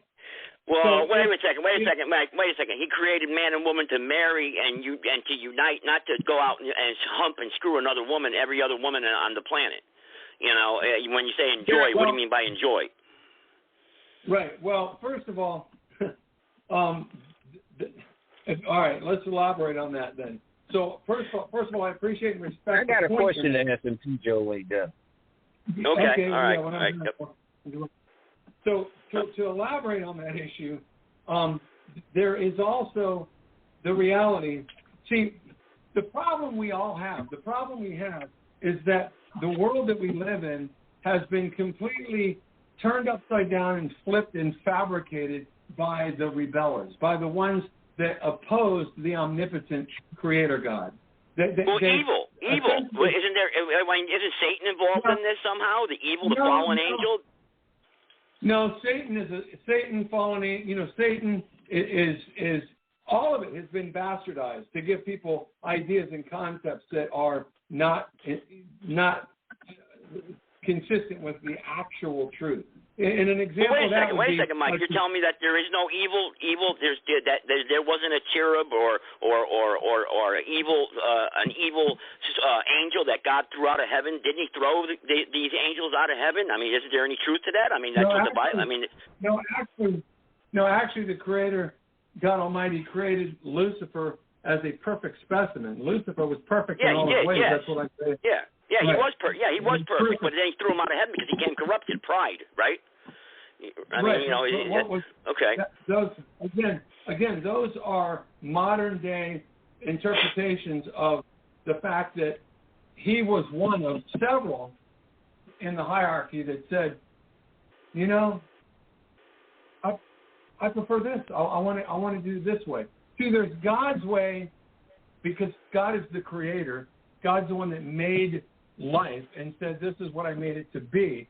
But because of the fact that the Creator creates all beings with free will, right, that we have choices, so we can walk in accordance with, this is the way God made it to be, and it makes sense, and I'm good with that. Or we can go aloft or go astray, or, as you said, evil is a word they use to describe the never-ending role of a person saying, I can do whatever I want to do. If it feels good to me, my question is this, Mike. But hang on, Mike. Not to get into big lab. My question is, why is it every single time that somebody mentions a story to stick up for the white race, or the white race is being, there's a white victim, Warren has to bring up 3 crimes that white committed. And I'm a racist because I'm saying that I'm trying. Why can't anyone stick up for the white race? Why? Okay. All right, so I was getting a little too elaborate because I was trying to give a preface for what I was going to say. If I got right to your point, I've said it before. The white race of people we understand as being Caucasian, Aryan, Celtic, white, are descendants or byproduct descendants from Adam and Eve, period. The Negroes did not come from Adam and Eve. The Chinese did not come from Adam and Eve. I got to disagree with you, Mike. I got to disagree with you on that. I believe that we're all God's children. They did come from Adam and Eve. They came from Ham, Japheth, and Shem. I mean, you don't think that's not true? That there was no, No, that's absolutely not true. Well, where did they come from then? You're telling me that the blacks and the Chinese came from where then? They're not God's children too? They're created like all things. Those are some arguments you don't want to engage in. Yeah. But he made an argument. He made a statement saying that whites went into the continent of Africa and stole people. That is totally not true. And I know very well for certain states around from Cameroon on coming up to the north, up to Gambia. It did not happen like that. It's impossible. Okay. Matter of fact, it was Africans that taught the world about slavery. Okay. And also, again, this is a very deep, convoluted issue because this world is nothing but upside down and backwards, and people have been completely lied to about everything. It is, and we may never find out the truth, Mike. We may never get the truth, but we can examine today and see what's going on today. We know what the hell's going on today, right? So let's just forget about yesterday and the past, and let's talk about what's happening today. Warren called in here, and he said, I'm a racist because I played that show. No, what I want to ask you is, I want to go back to the part about multicultural that the guy talked about. It was presented as if that's something bad. Isn't America a multicultural place, though? No, multicultural, because multicultural is being forced upon the people. It's being forced. No. But what do you mean? Give me an example, Joe. Give me an example. Well, let's see. If they're shipping people up from the central part of Africa through Libya, right, criminals, to cause havoc in France, don't you think that that's wrong? Well, I mean, why do you think Gaddafi was toppled? Wait, but let's take out the people being shipped in. Don't you have diverse populations in all of these countries in Europe and the United States? Yeah. Yes. There's nothing wrong with that. So therefore, children who go to school in, let's say, France or the United States are going to school with people of different races and cultures, right? It doesn't work out that easy like that. That sounds like a nice plan, but that's not how it works out. Are kids in school in America going to school with kids of different races and cultures? That's true or false? That's true, but isn't it true? Now let me ask you a question. Isn't it true that there's problems because of that? No. It's the problem is people making problems. No. Who's making the problems? You have schools where you have kids of different ethnic races, and they get along perfectly well. Really? And they're learning from each other. Tell me what city in America, what city is nonviolent in America? Can you name one city in America that's nonviolent? Let me prove you on that. What did you say, Joe? Yeah, go ahead. Go ahead. Hang on. Go ahead, Bianca. You want to say something? Go ahead. Listen, that's just not true. During the Black Power movement, blacks said they wanted black studies and they wanted black professors to teach it. Also, you had a big movement in the country, especially in the public school district. It started off private. It was an African-centered curriculum that they wanted to have in public schools, which they did. And here's another thing. We have a school in St. Louis on Union Boulevard, about 3 or 4 blocks north of Delmar. It's called Sodan. It's now called Sodan International. They had students in there from Bosnia. They had Black American students in there, and they had students in there from Serbia. Man, those students from Bosnia and Serbia got to fighting like you don't know what. But here's the thing. One of the Bosnian students got in an argument with a Black American kid. He went down to every classroom and said something in his own language, and next thing you had about 50 of them showing up into this classroom getting ready to beat the hell out of the black. But now they don't get along with each other. Yeah, the same way with Somali. In Somali culture, and I'm going to say this. Hang on. Warren, hang on. Joe, that is not happening in every school. Hang on. So that's not in every school. Hang on, Warren. I'm going to mute you. He's not finished making his point yet. Let Bianchi finish making his point, then you can talk. In St. Louis, among the Somali kids who stay over there in a housing project, just a few blocks from Vashon High School, they got a tradition that male teachers do not teach their female students, female Somali students in the public school. So, no, the culture. They study American themes, but they walk out of there and maintain their own culture. Somalians don't play with the black American kids, nor do any of the other play with the black American kids. That's true. If that's how true. they want it, they can have it like that. Yeah. All right, Warren. I'm going to let you come back on now, Warren. Go ahead. Everything Tiaki said is a lie. What he's saying is a lie about all of those situations. Okay. No, it's not. And so you have kids all over America going to school with each other and get along perfectly well. So what this man is perpetuating, like the documentary you played, is a complete lie. Number two, another thing. Ask the caller why he has an African name. Why did he pick an African name for himself if he's disregarding the importance of multicultural other cultures? Is that a contradiction? Ask the caller, Joe. I'm not going to answer that. You want me to answer that? Go ahead.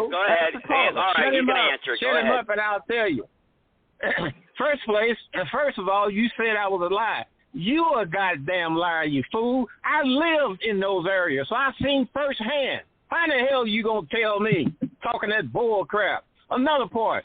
My name is what's on my birth certificate, what they decided to name me. And everything else. That is not true. That is not on your birth certificate. You changed your name. So I'm not going to get into that, Warren. Person. All right, Warren, I'm not going to get into that, what his name is and what's on his birth certificate. That's his business, okay? That's what I call him. I call him Bianchi because that's what I know him as, okay? Go back to the freaking video that I played, okay? Why is it untrue? Because you haven't named nothing in there that's untrue yet what they played. I'm telling you, in America, you are in a shell or a bubble if you think America is all white, okay? Even in areas of the country I never said where it was all white. No, but therefore you have different races and cultures in America. People are going to school together, learning from each other, and then there's people like on that documentary you played and senile people like talking with African names who are perpetuating lies. Okay, Dave, go ahead, Dave. You want to say something? No, Mike. If you're going to talk about multicultural... No, Mike. Oh, wait, Dave, go on ahead, though. But go ahead, Dave. So what you're looking at, see, you're misunderstood. You're putting color and calling it multicultural. You're saying that the black kids can be with the white kids, the Mexican kids can be with everybody, the Chinese, and be all in the same room and get along. They do, until you bring in their culture. Because you are in the United States of America, you can't bring in Islam and make everybody in the classroom bow and pray to Mecca. You can't do it. That's the problem. You're not going to get rid of it because the cultures are all here, and there has not ever been one country that's completely their own culture without being infiltrated or had other cultures brought in and brought into them have actually benefited. They fall apart. The more cultures let me say this to you. Let me say this to you. All right, let him respond, then I'm going to bring Mike on. Go ahead. Yeah, let me say this with all due respect. The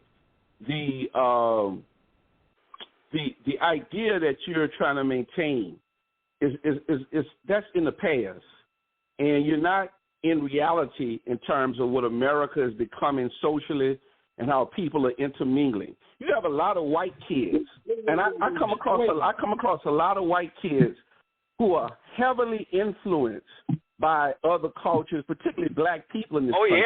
Oh yeah, walking around with their pants down, with their baseball cap backwards. They're not going to go back into this thing where you don't hang with black people and all that. It's not going to be that way anymore, and you all need to accept that. Because you sound like why do we have to accept that? Hang on, time out, Dave. Don't start yelling. Hang on. Why do we have to accept it? Why? Why do I have to accept that? Because when people of different cultures interact, you can't put that genie back in the bottle. You can't come back in and say, okay, all the black kids over here, all the white kids, you go there. You're right. I can't do that. People will do that naturally. Chinese kids, you go there. You can't do that. That's backwards. That's backwards. I got an answer for that. Okay, Mike, go ahead. Mike wants to say something. Go ahead, Mike. Yeah, so the point that Warren was making about blacks and whites getting along, that's like such an insignificant statement because that's pretty much true across the board. Generally speaking, human beings are going to get along with one another, period, because we're all human. The problem is in the leadership and in the New World Order, One World Government agenda, which is led by that group of people who have stated for over 100 years, we will conquer and destroy the white race of people. We will use our money to infiltrate white nations with blacks and Asians and Indians to water them down and get rid of them because they are the warrior culture, but more than that, they are the direct descendants of Adam and Eve. They are the bloodline that the two brothers fighting. It's about stomp out that bloodline from which came Yahushua, the bloodline of Adam and Eve. So any whites that remain are representative of that.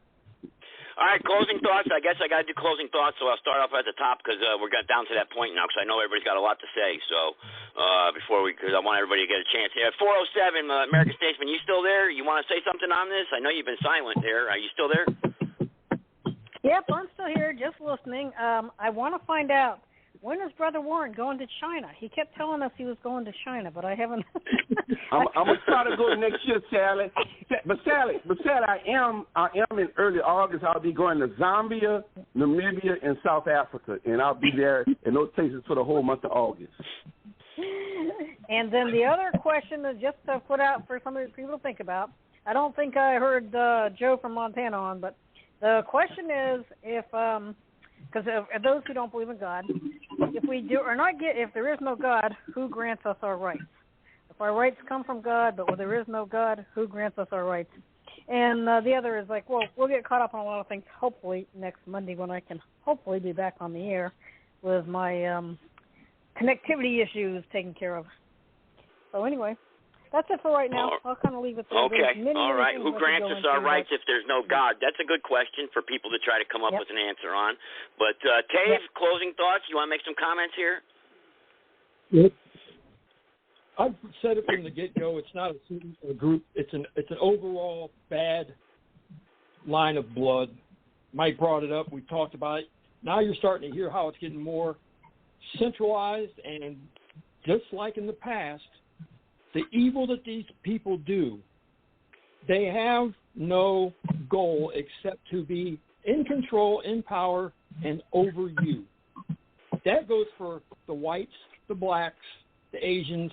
If you are not of the bloodline of those evil bastards, you are to be destroyed and done. There's no place on this planet for you because you can't coincide with them. And as far as multicultural goes, everywhere you go, you can have people get along until you tell a certain people they have to do something that they're not accustomed to. You build up anger, you build up resentment, and Warren, if you think that anybody in this country that's American wants their kids to go to a school where they trust in the teachers in the system to show them how to do mathematics, English, or whatnot, not to be indoctrinated under gay culture or transgenderism, because that is a culture. That's an evil culture that you're saying that we were supposed to be okay with. Well, guess what? I can probably tell you there's about 100 million Americans that say you can kiss all of our asses, and they're all white, black, Chinese, Mexican. It doesn't matter. We're not going to conform to that agenda. If you do, then you get what you get then. That's as easy as it can be said, because it's evil. You don't have to believe in God, but you have to have some morals, self-respect, and dignity. And if you don't do that and leave the kids alone, the kids aren't to be pawns, and they're not to be toys to be played with. Period. Once you go that all right. Go ahead. I'm sorry. Go ahead. All right. Well, yeah, all right. I know when you start getting into the kids and everything, and again, again, the representation, our leadership is broke. We have poor leadership in this country. But Bianca, you want to say something?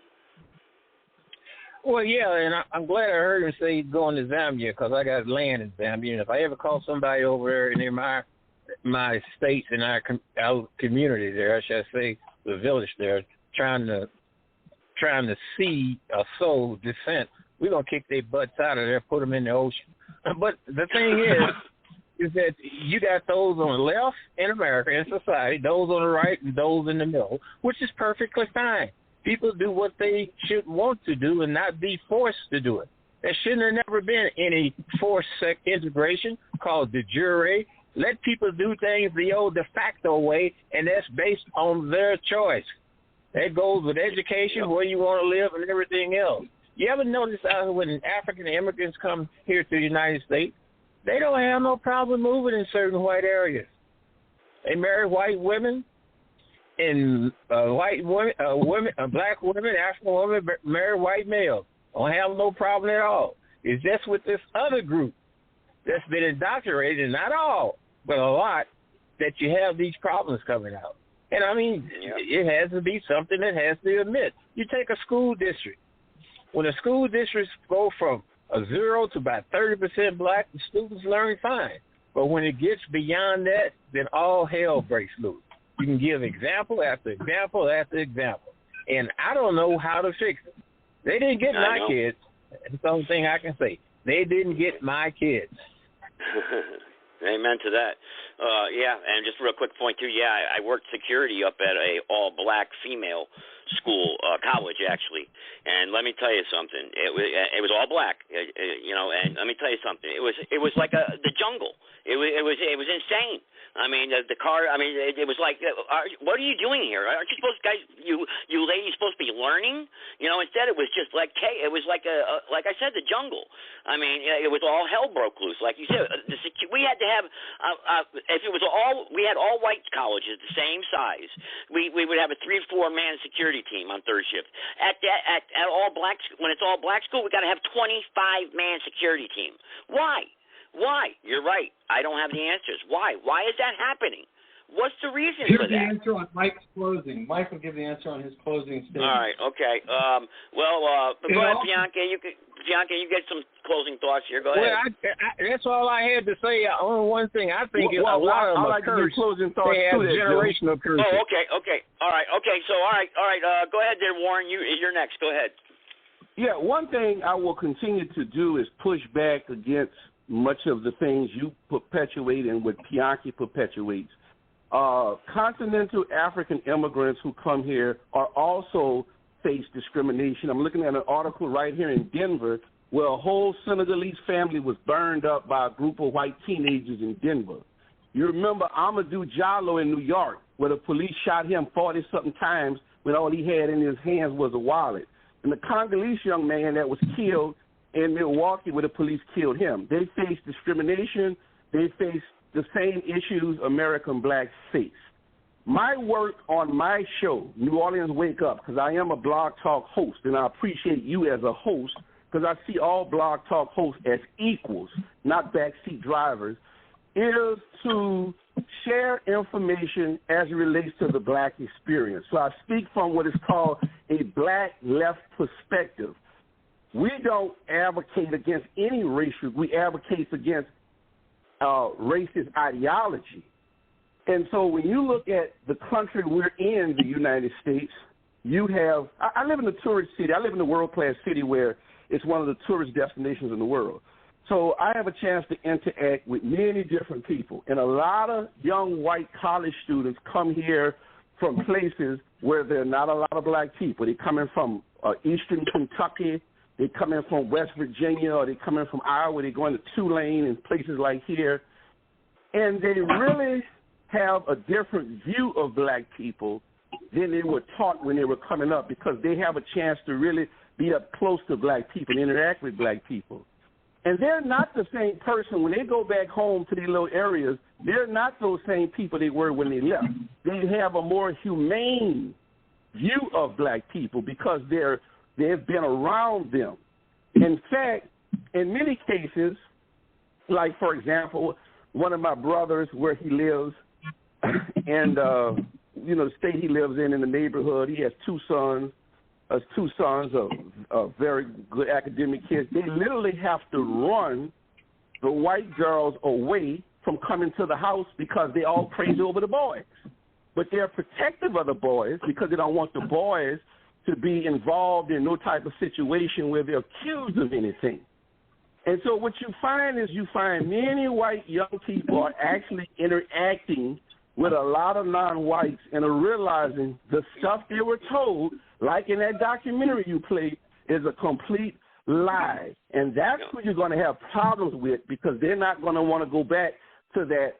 It's a white world mentality. They know better. I think you're right, Warren. I think, that all those white kids, they come from those places where there's no blacks. You're right. It's the first time they were able to interact and buy their crack and drugs from the black drug dealers. But you know what, Joe? No, that's not right. true. These are students. You see, what you're doing is you're stereotyping your own people. See, you're stereotyping your own people, Joe. These are white college kids who come.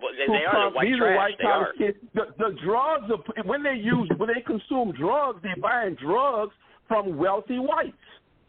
No. High class drugs. That's the drugs they consume. You know what, Joe? Joe, there's black. Can I say something? Yeah, go ahead, Bianca. Real quick, and I got Mike. Go ahead. Hang on, Dave. Hang on, Dave. I can barely hear you. Go ahead. There's blacks that come out of areas. They don't want to be around that mess neither. You think that they want to go and move? Blacks, over 3,000 blacks left North Shore Drive in Chicago and moved further out in the suburbs. In the St. Louis area. Joe, I would be highly suspicious. In St. Louis area, the brothers do black. Hang on, Warren. Joe, I would be highly suspicious of a person. That's how this woke leftist do. They don't want people to talk. Warren, especially if you're a black conservative. All right, I got to mute you, Warren. Come on, man. Go ahead, Bianca. Go ahead. I didn't interrupt you. They didn't interrupt you one time, Warren. Go ahead. You got blacks in the St. Louis area that moved out of the Barrington down and drew damn near stand shoulder to shoulder on Vale Avenue across Halls Ferry, West Florissant, and told those blacks that was coming out of Ferguson, you ain't coming over here to tear up our stuff. That's a fact.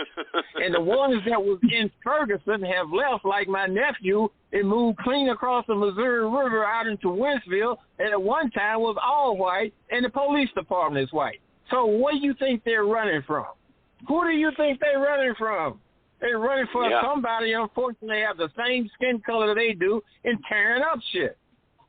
Yeah, that is true. I've seen a lot of that happen, and especially inside the prisons, too. I've seen what happens. So, but anyway, go ahead. Mike, go ahead, Mike. You've been waiting patiently. Go ahead. Yeah, so, you made a comment earlier that you agreed that even the churches have people's minds screwed up with all kinds of false doctrines and false teachings. When you made the comment that, wait, aren't we all God's children? No, we're not. We're not all God's children. Those who walk in the ways of the Creator are God's children. I don't care. Okay, you're right. Yep. I don't care what the color of the skin is or what their race is. But the point is that when a special group of people were put in this world to bring God's laws and ways to the rest of the world, they failed. But they didn't. There was a lineage, right? The true Israelites were the bloodline, the lineage, who were to bring the ways of the Creator God to all the tribes and peoples of this earth. So examples would be, we think about over in China, where they're eating cockroaches and spiders and rats and cats and dogs. That's not what God has in store or in mind for humanity. So Israelites would be over there saying, no, here are food laws. Here are eating laws. This is what you should be doing and what you shouldn't be doing. Sex laws. Read Deuteronomy. Read Deuteronomy 28. Read the whole book of Deuteronomy, and you'll know that there are ways that God requires and expects as the Creator. All the others. Now, Mike. Now, Joe, can I ask Mike a question? Hang on. Let him finish. This is his closing thoughts. Let him finish. Then you can. I want to ask him a question. Okay. All others are irrelevant. It's no different than when he burned Sodom and Gomorrah. Were those God's children? No, they were burned up because of their ways. So ultimately, all the races are supposed to be brought to the ways of the Creator. And there was a group of people here that were supposed to do it, i.e., Adam and Eve and his descendants all the way to Abraham and his children and the tribes of Israel. That place over there called Israel today, the nation state of Israel, that's not Israel. That's not the biblical Israelite. That's hogwash. those are actually no better than the world order people that are trying to create falsities and create a new world government. The true Israelites, I know who they are. There's historical and archaeological proof of who they are. And the point is that they are supposed to bring God's ways unto all mankind.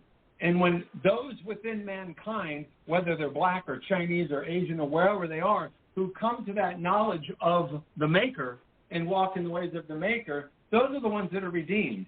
Not the ones that say, oh, yeah, I accept blood of Jesus Christ as my Savior. I'm a saved man now. It doesn't work that way. Jesus came here to show us how to live. He came to fulfill the will of God. And he was our example. He said, Hang I am on, the way, Warren. the truth, You can and ask the when he's done. Go ahead, Mike. Okay. I am the way, the truth, and the life. Be like me. So all this hogwash, the forced amalgamation of the races, Tave's made probably the best point tonight on that, is the fact that you're forcing all the races have their unique, beautiful languages and appearances and cultures and customs and traditions. So the forced amalgamation of the races, they've tried to make it like Warren is saying. Warren is caught in the psyop. That's the way of America. We're all getting along now.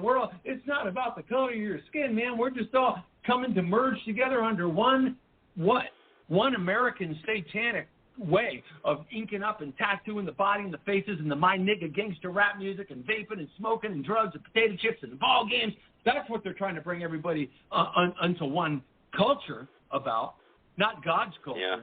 So when all the beautiful races that God created, the ones within those races actually come to God's ways, tells us in Jeremiah, he will restore the nation.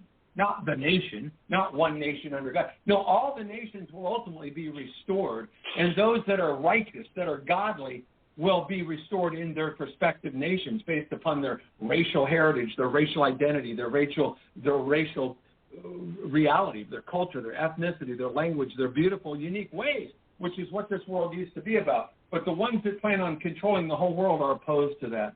Go ahead with the question. No, all right, Warren, you want to ask him a question? Go ahead. Yeah, this is a question for Mike and you, and it's Sally on the line. This is a question. Does this sound like an American conservative patriot? I'm going to read a statement here, and then you tell me that this sounds like, is this person an American conservative patriot? I am a non-believer, don't care for Jesus or God of the Bible. I highly respect the spiritual systems demonstrated by black African traditional societies such as Ghana, Igbo, and Nigeria, Burkina Faso, the Shetau, Netta, and many more. My interest is dark-complexioned black African females. I would prefer she has strong traditional values, she not have been indoctrinated in a religion, particularly a Western European religion that particular one has. Would you say that's an American conservative patriot, Mike? Yeah, nowadays I would say that's where they're all falling into that way of thinking, pretty much. Who's falling into that way of thinking? Just about the majority of people out there, the people that consider themselves conservatives and the 501c3 church-going Christians that call themselves patriots, they're all pretty much on board with the way where you're coming from. And I appreciate where you're coming from, Warren. I just think that you're a little bit... No, I'm reading something somebody else said. What about you, Joe? No, well, yeah, I agree with Mike. That's how people sound today. So when you're right. When a person said, I don't care for Jesus or God of the Bible, that's a conservative? That's an American conservative patriot? No, that's the majority of people. That's rapidly becoming the American the majority today. of people in America. Yeah, that's the American today. So the question is, do you consider that person who says that a conservative? What do you mean? My personal opinion? Whoever's making that statement obviously is an ignorant person. Look, this person said they don't believe in Jesus or God of the Bible, and then they come back and says they prefer a woman with traditional values, not indoctrinated in a religion, particularly a Western European religion. You telling me that's an American conservative perspective? The problem is not godly. The problem is American. See, America is all about confusion. You talk about Michael. You talk about the Bible. You talk about God. Have you ever heard you talk about religion. So you're telling me that this person, the devil's in the devil makes the truth in error. The devil makes the truth with error. You're telling me that this person who said this represents a conservative American view that evangelicals and others would endorse? Well, unless I misheard you, I thought it sounded to me like you said that they're all about a woman and a man being together. No, let me read it again. This person said, I'll tell you who said this. This person said, I am a non-believer, don't care for a Jesus or God of the Bible. I highly respect the spiritual systems demonstrated by black African traditional societies such as Ghana, Igbo in Nigeria, Burkina Faso, the Chetot Neta, and many more. My interest is dark complexion black African females. I would prefer she has strong traditional values. She not have been indoctrinated in a religion, particularly a Western European religion. That's what Pianki himself has said. That's what your friend Pianki himself has said. There are plenty of people who would call themselves. All right, hang on. Sally wants to say something. Sally wants to say something. Let her speak. She's been quiet. Go ahead, Sally. I'll answer. I'll put this one to rest quickly. If they do not believe we are one nation under God, then they are not the patriot. And just leave it there. That's Pianki said that. Your friend Pianki Bancole made that statement. Well, I don't know. He's not here to defend himself. So, what are you doing? He fled because he is a fraud. I'm telling y'all, he's a fraud. All right. Well, I'm not. Wait, Warren. I don't want to attack other callers. I don't want to attack. That's not what this show is about. I don't want to attack other people on the show. We don't attack you. I don't attack Sally. I don't attack Mike. I don't attack Dave. We're not. That's not what the show is about. I'm here to restore the facts, restore the republic, to expose everybody's side of the story. Everybody gets a voice on my show. That's how my show is about. I'm just sharing with you. You know. All I'm doing, Joe, my friend, is sharing with you people that you trust, that you allow to come into your midst, are not to be trusted, and they're not who you think they are, but you guys are against me. But I come in alone. I don't have no hidden agenda, and I bring who I am to the table. Be careful of the black people. Be very careful of the black people who say what you agree with, because you don't know who they are really. All right. That's all I'm saying. Warren made a comment that he said that he believed in, and I'm trying to think exactly how he said it. He believed in what I read?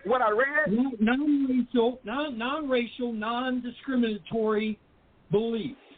But yet, when you hear out of a rabbi's mouth that the goyim, the Gentiles, are to be crushed and that we are below them, you stand by that?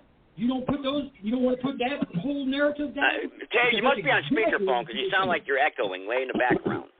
So, but anyway, Warren, get back to that video. But anyway, it was a good show. I got to wrap it up, guys. I'll wrap it up with this, and then you guys can fuel up and yell at each other maybe next week about this. So, but anyway, good night. God bless the Republic. All right.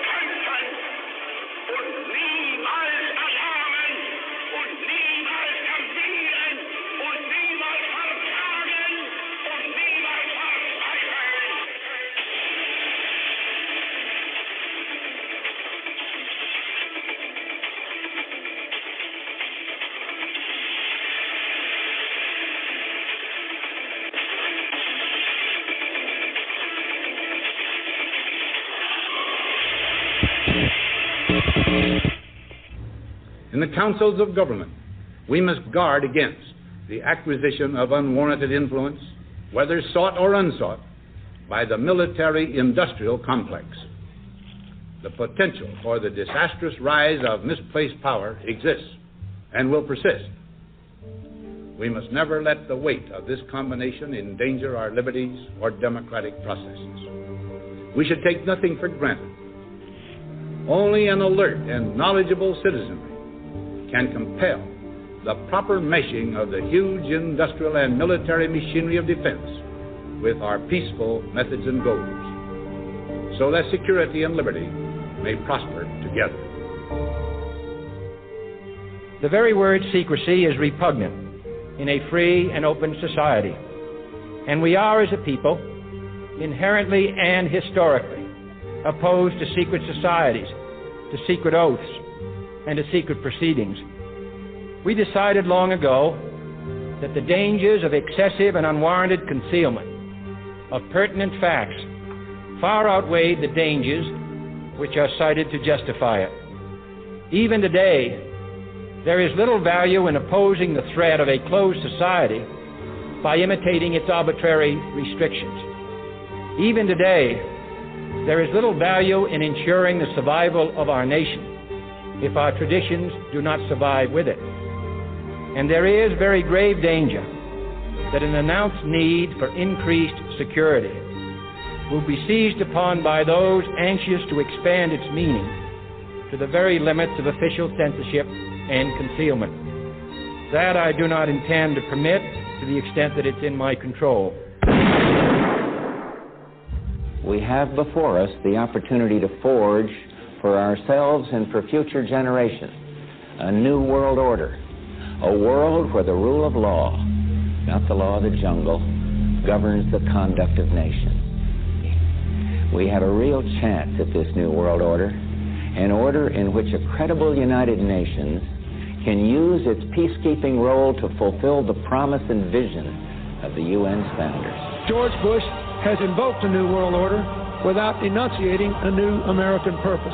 Bush said, and it's a phrase that I often use myself, that we needed a new world order, and instead it looks like we got a lot of disorder.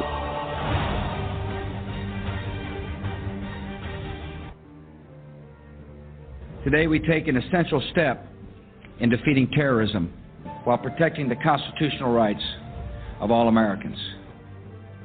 Preventing mass terror will be the responsibilities of presidents far into the future. All right, everybody, that was it. That was a good show here. So I guess next I don't know if I'm going to do a show during the week again or not, but tune into the other podcast shows, and God bless our republic. Our ancestors courageously fought to drive Islam out of Europe. If it weren't for their valor, our entire civilization would be under Islamic tyranny. That same heroic spirit still flows through the blood of our people today. Ethno-nationalism among Europeans is rising in the face of invaders. I'm not sorry for imperialism. The Mongols built the largest empire in human history, but nobody suggests that they should be denied their sense of cultural and racial identity. The issue isn't that our ancestors were imperialists. It's that we were the best at it. We came, we saw, we conquered. Such allegations against the entire white world are just excuses to rob us of our once prosperous homelands. Saudi Arabia insists that Europe should take in more refugees when they're a rich oil state capable of housing millions of them. Instead of importing their own kinsmen to their country, they offer to build mosques in Germany. I'm not sorry for the alleged Holocaust. The Soviet Commissars murdered at least 30 million of my people in Eastern Europe. We don't hear about these atrocities because Jews weren't the victims, but the culprits. I refuse to shed a tear for your Hollywood narrative. When the Jews fled Europe following the Second World War, they proceeded to ethnically cleanse the Palestinians to establish Israel. This displacement in the Middle East created resentment towards the Western world. The Zionists drive them out, and we have to take them in. Liberals will claim they're standing for human rights, but the minute you tell them whites have the right to self-determination, they scream, "You're part of the problem," thereby embracing the cultural and demographic genocide of a race that has created the very civilization they take for granted. There's no point in apologizing anyway. They merely see it as a sign of weakness and will attack you even harder. The only way to stand up for yourself and your people is to refuse to apologize. We're not sorry for what our ancestors did. We're not sorry for who we are today. No apologies, no regrets, no doubt, no compromise. We're